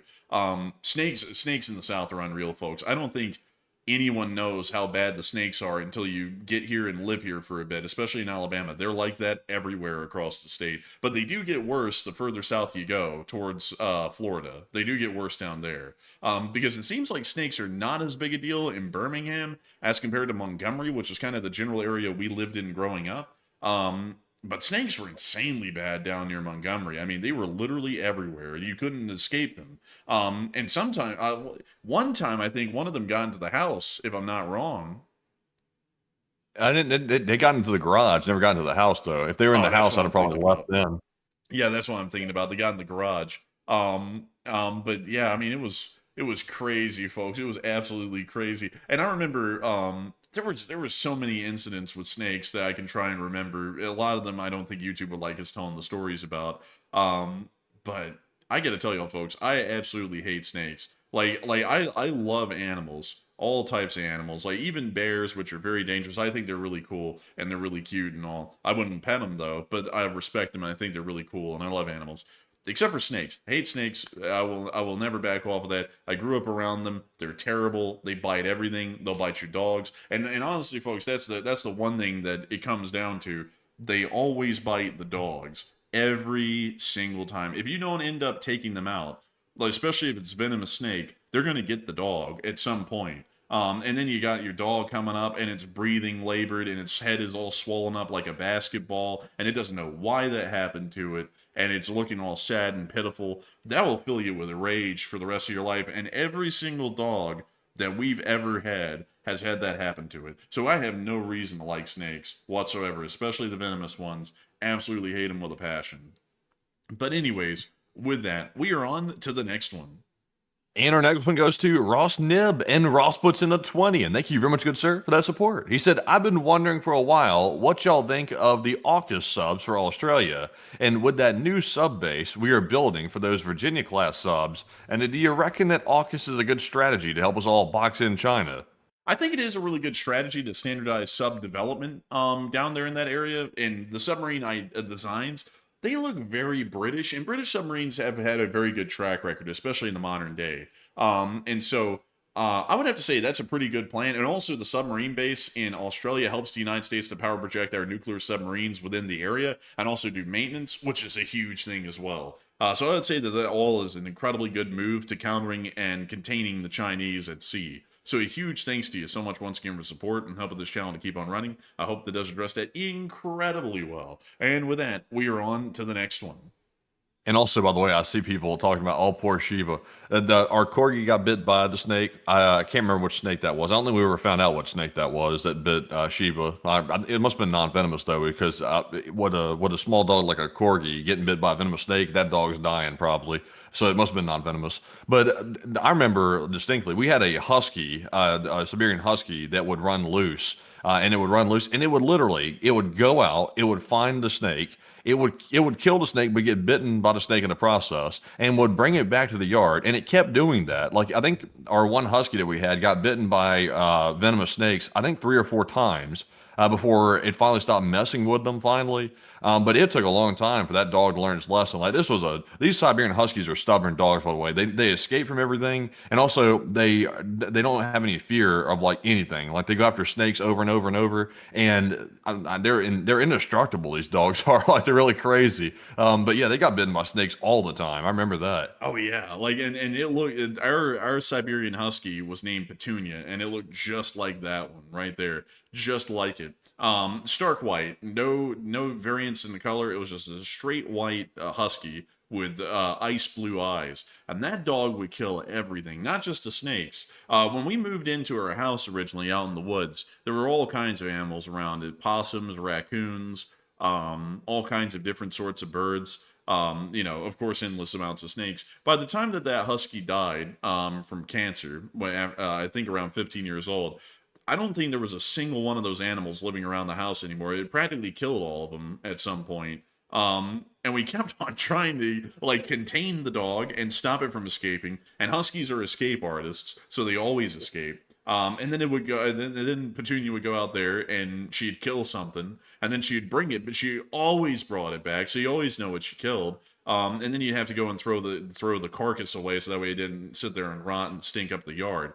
But that dog killed everything. But constant raccoons all the time in the yard, like being brought back. Snakes, raccoons, possums. Can't remember. I think one time maybe a fox. One time too. Like, pretty much nothing was off the menu for a husky. Like, everything was on the menu. And then there was that one time that the German Shepherds got loose with that other dog, Dominic, the German Shepherd. And then unfortunately, there was a whole thing that involved a fawn, and it was a gruesome affair, but that was a terrible one. But beyond that, like almost every single living animal around the house had been killed by the husky at some point, to the point that they were practically extinct within our local area because they killed everything. Which honestly was a shame, because I remember there used to be loads of songbirds around our house when we first moved in. Like, don't you remember, Matthew, like all the blue jays, the cardinals? And then after a couple of years, they just all disappeared. Like, I guess they got the smell of death, and they just didn't want to come around. But it was a shame, honestly. But the dog was a very sweet dog. We love Petunia. It's just that Petunia had a knack for killing for some reason. But anyways, with that, we are on to the next one. And this one goes to OK State 42, puts in a 10. And thank you very much, good sir, as well. He said, today I went to Costco and went toward the back. And I kept hearing you guys hype the chicken. So I got one, and my son and I ate it. And I told my wife the enforcer highly recommends it, LOL. And it was great.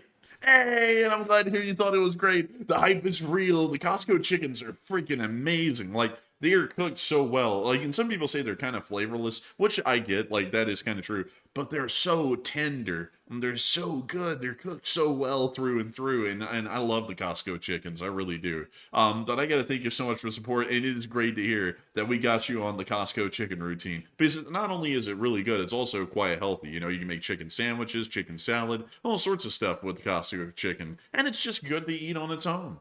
So a huge thanks to you for the support, and great to hear that we got you on that Costco chicken routine. And so with that, we are on to the next one. All right, so moving on to our next one here. This one is going to go to Joe Little, who puts in a 10. And thank you very much, Joe, for that $10 support. He said, you can leave the hood, but the hood can't leave you.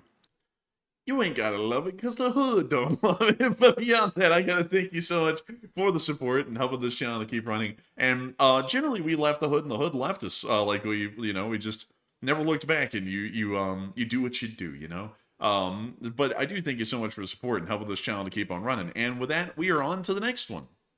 And this one goes to J-Dog down south, who puts in a 10. He said, good luck on the move, and gonna have withdrawals this week coming soon.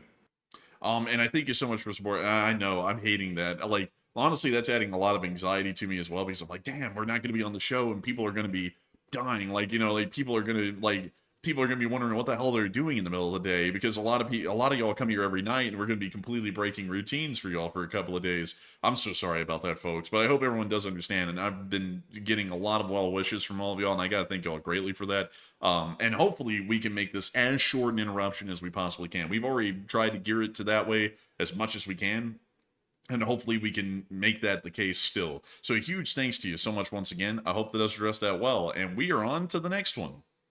And this one goes to Valen, who puts into 5. He said, need an anti-politics bot that just auto-deletes anything related to politics at all. And also we do have one, by the way. Nightbot does that to an extent. But they said take one from the chat. Yeah, but I mean, at the same time, though, it doesn't really get rid of, like, all the taco comments and stuff, which I gotta be honest with y'all. Like, I know that gets through a lot, but that's something that I'm not really a fan of. Like, for people who do that, like, it's breaking the no politics rule. I know a lot of people think it's code, but I mean, it's a very obvious code at this point.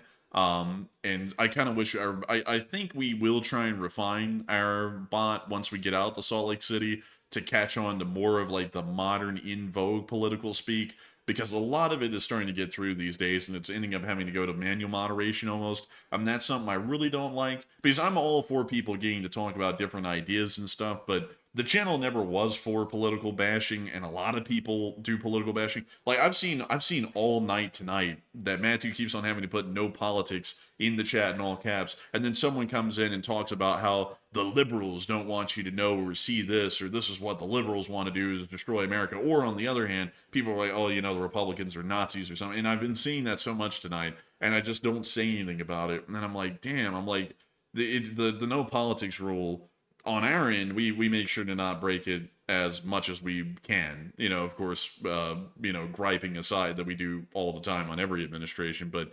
I don't like seeing it in the chat, because then it starts to reflect on the channel. Because if we let a prevailing theory go on in the chat and we just don't moderate it, then people start to say that reflects the channel, reflects on us. And because of the chat either leaning far to the left or far to the right, then people say that we're either, biased, we lean far to the right or left. But still, a big thanks to you once again for support and helping this channel to keep on running. And we will make sure to get one from the chat. So what do we got, Matthew?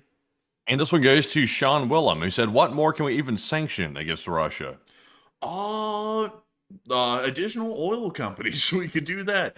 So with that, a big thanks to you so much once again for sponsoring the live chat. I hope that has addressed that well. And also, Matthew, how many super chats do we have left? About 11. And so with that, we are on to the next one. And this one goes to El Casur, who puts into 5 and said, Russia's failing at home and abroad, and Venezuela front coming soon, and CCP is still on purging campaign, and Europe is preparing, an 8.6 on the October Bliat scale. I would agree. It's been a pretty crazy month, honestly. But a huge thanks to you so much once again. I hope that does address that well. And with that, we are on to the next one. And this one goes to Noel, who puts into 5, who said, if the underground bunker has a solid video game collection, you might change your mind. I mean, maybe. I mean, I'm not adverse to it. But still, a big thanks to you once again. And with that, we are on to the next one. And this one also goes to Ryan H. on Wheels once again, and he puts in a 5 this time and said, hello, enforcers, and drive safe, and watch for snow on I-80, and wouldn't demolishing the entire East Wing have risked compromising the POEC bunker and LSA? To an extent, it kind of does a little, not really, but kind of to an extent, you could argue that it may. But still, a big thanks to you so much for the support and helping this channel to keep it running, because it is folks like you who help this channel to be possible and help us to keep this thing running. So a humongous thanks to you so much once again, and we are on to the next one. And a big shout out to Plazoth and Storm for each putting in a $3 support, and we appreciate both of you, Plazoth and Storm, very much. And we also have a 2 from Matt Smith, and thank you very much, Matt Smith, for that support as well. And we also have a 3 from the Animated Junkyard, who said, love your channel and thoughts on the XM29 OICW. The XM29 OICW. Let me go pull that up. Oh, it's this thing. It's a war crime, technically. That's something, if I remember correctly, let me check that. Yes, it is the war crime machine. Technically, this thing's a war crime because it fires a smaller projectile. It's a 20 millimeter that is an exploding bullet, which technically is a violation of the Geneva Convention. It was a really cool concept, except for the fact that the caliber was too small and therefore a war crime. Basically, what it is, if y'all know about the system a little bit or not, basically what it is that it's a 40 millimeter semi-automatic grenade launcher, but that automatically calibrates the grenade when it's fired to airburst at a certain distance away from the gun. But they scaled the caliber down to a 20 millimeter instead of a 40 millimeter. Because of that, however, because of the weight of the 20 millimeter rounds, they actually ended up falling under the weight that was allowed by the Geneva Convention for exploding ordnance. So it ended up becoming an exploding bullet, which is a war crime, and that's why we phased these things out. It was a cool concept rather than the fact it was a war crime. If they had just upped the caliber a little bit, actually, which would have made it a non-standard caliber, which is why they just ditched it instead, it would have been usable. But still, neat concept, just that we should have checked the Geneva Convention a little bit better and made sure that it was meeting it before we started to field it and testing in Afghanistan. But a big thanks to you once again for support and helping this channel to keep on running. And with that, we are on to the next one. And our next one here goes to just some guy who puts in a $2 support, and thank you very much, good sir, for that support as well. And we also have a 2 from Jason Curling, who said, safe travel move. Hey, and thank you so much for the support to the both of y'all, and hopefully we will have a safe move. So a huge thanks to you once again. I hope that does address that well, and we are on to the next one. And we also have a 2 from Andrew McAmee 4600, who put in the 2 and said, go Patriots. And how about that Drake May and LSA? I personally don't know about the Drake thing, but I do thank you massively for the support and helping this channel to keep on running. And with that, we are on to the next one. And we have a 2 from Pat Powell, who said, we will miss your voices and info when you're off the air. Oh man, I thank y'all folks for really giving some kind words, and we will of course miss all of y'all and be working as hard as we can to get back on air as soon as possible. So a huge thanks to you so much once again. I hope that this addressed that well, and we are on to the next one. And this one goes to Josh16821, who put in a 2 as well. And thank you very much, Josh, for that support. And we also have a 2 from Uncovered Cube 7, who said LSA. Hey, and LSA, baby! And a huge thanks to you so much once again for the support and helping this channel to keep on running. And with that, we are on to the next one. And we have a 2 from Yala, who said, not much, but thank you guys, and greetings from Istanbul. Oh, and hello to Istanbul. And I hope you've been enjoying the show tonight. And a big thanks to you so much once again for support. And we're on to the next one. And this one goes to Fan, who puts in a 2 and said, if Petro wins re-election, then the U.S. is probably going to make him a target. Possibly. Honestly, I think he's pretty much becoming a target at this point already. But if he doesn't win re-election, he will remain a target. Sorry for the tuberculosis call, folks. I don't have tuberculosis. I don't even know why that happened. But with that, we are on to the next one. And also a big shout out to Dubstep801 for that $1 support as well. And thank you very much, Dubstep Kid, for supporting the channel yet again. And it is now time, folks, to move on to our live chat questions right now. And in fact, jump right into our Morse code decoders. And tonight, we got Paul Schultz, Kevin J, Mason Miami, Joni Dog, Norm Pritchett, Airball Garbo, our Royal Fluffiness, Kush Copiotex, Sire, Brian Blairstown. And it said the Morse says, does my mic sound different? Sorry if it does. The soundproofing's gone. And LOT, LSA. And that is the sound of money. Y'all hit the dead on the nail. That is the jackpot. And that Morse code message was very mundane tonight. I was so mentally exhausted when I made it. I just came up with whatever was on my head, what I was thinking about, which I had just tested the audio and listened back to it. And I was like, that's okay, but it's not great. So then I just put that into the Morse code. But y'all still did get it correct. And a huge congratulations to y'all. On day 1,340 of our news, y'all are still getting the Morse code message correct every single day. And to that, we are massively appreciative and thankful for y'all to continue to relay the message to the whole of the LSA. So a big thanks to y'all once again. And with that, due to exhaustion concerns, folks, because I know that Enforcer Matt's exhausted, and I myself am incredibly exhausted as well, and we also have to get up at the crack of dawn tomorrow, which is just in a couple of hours, to get back to doing what we have to do to get ready to make this move possible. We are going to be addressing 3 live chat questions and then rounding out the stream for the night. And so we are on to the third to last question of the night. And this one's going to go to Dapper Dragon, who said, how bad will this Russian winter get with the gas shortages? It's going to get pretty bad, especially for the Russians, because A large amount of their power grid has never had to deal with the shortages before or find a fix to it, so it's going to be a lot like Ukraine's first winter when the Russians were attacking their energy infrastructure. It's going to be a really tough one for them. So, with that, I hope that does address that well, and we're on to the second to last question of the night. And this one goes to Tumultuous, who said, do you think that China is slowing its oil dealing with Russia will end up pushing the Taiwan invasion further, or pushing it out further? I don't think so necessarily. I think China can find different partners to trade with, most likely the Middle East, or Middle Eastern states like Iran. And so I don't think you'll be pushing it back. I just think that they're going to be changing their logistical framework and largely removing the Russians from it for the greater sense here in the future. So I hope that does address that well. And we are on to the final question of the night. And so who was the lucky last person to throw in the lucky last question of the night? And that viewer is Bob Casey Ariel, who said, how do you think by sending Ukraine armaments is affecting the United States stockpiles?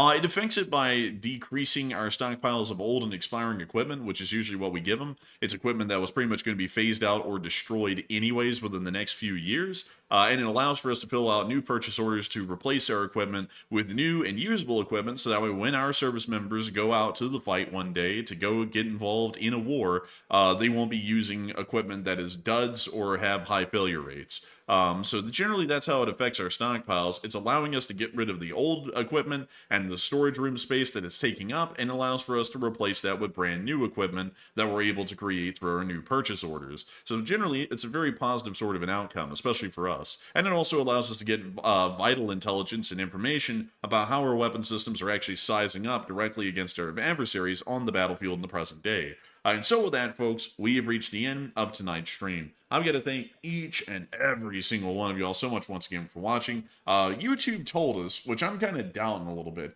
that we only had 13.8 thousand people here tonight, but we had 106,000 people watch this stream in 3 hours and 20 minutes, which is leading me to believe that there had to have been a lot more people here than 13.8 thousand, and YouTube might have had a reporting issue with that number. Still, we are entirely honored and appreciative to have had all 106,000 of y'all here. Whether we were able to know if y'all were on air or not when y'all were on air, unfortunately, that's up to question. But still, there were a huge amount of people here, and we are greatly appreciative to each and every single one of y'all for enjoying this stream and continuing to use this as your primary source of news.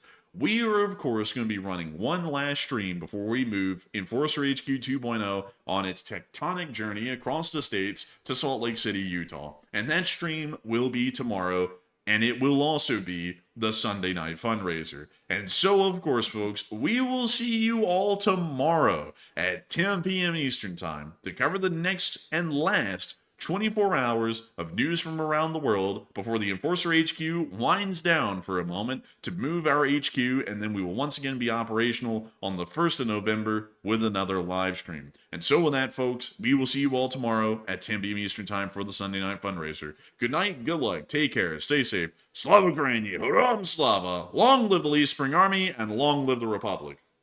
And with that, folks, we will see you all tomorrow night and Sunday night fundraiser stream, of course, at 10 p.m. Eastern. And be sure to join us for that for the big going away stream from Alabama. That will be our last stream in Alabama, will be the one tomorrow, which is a fundraiser, which is a good way to end it all on one big note. So be sure to join us for that. And also, we will see you all tomorrow, maybe on a short war video. But I'll be honest with you, don't expect a short war video tomorrow because we are going to be literally working nonstop.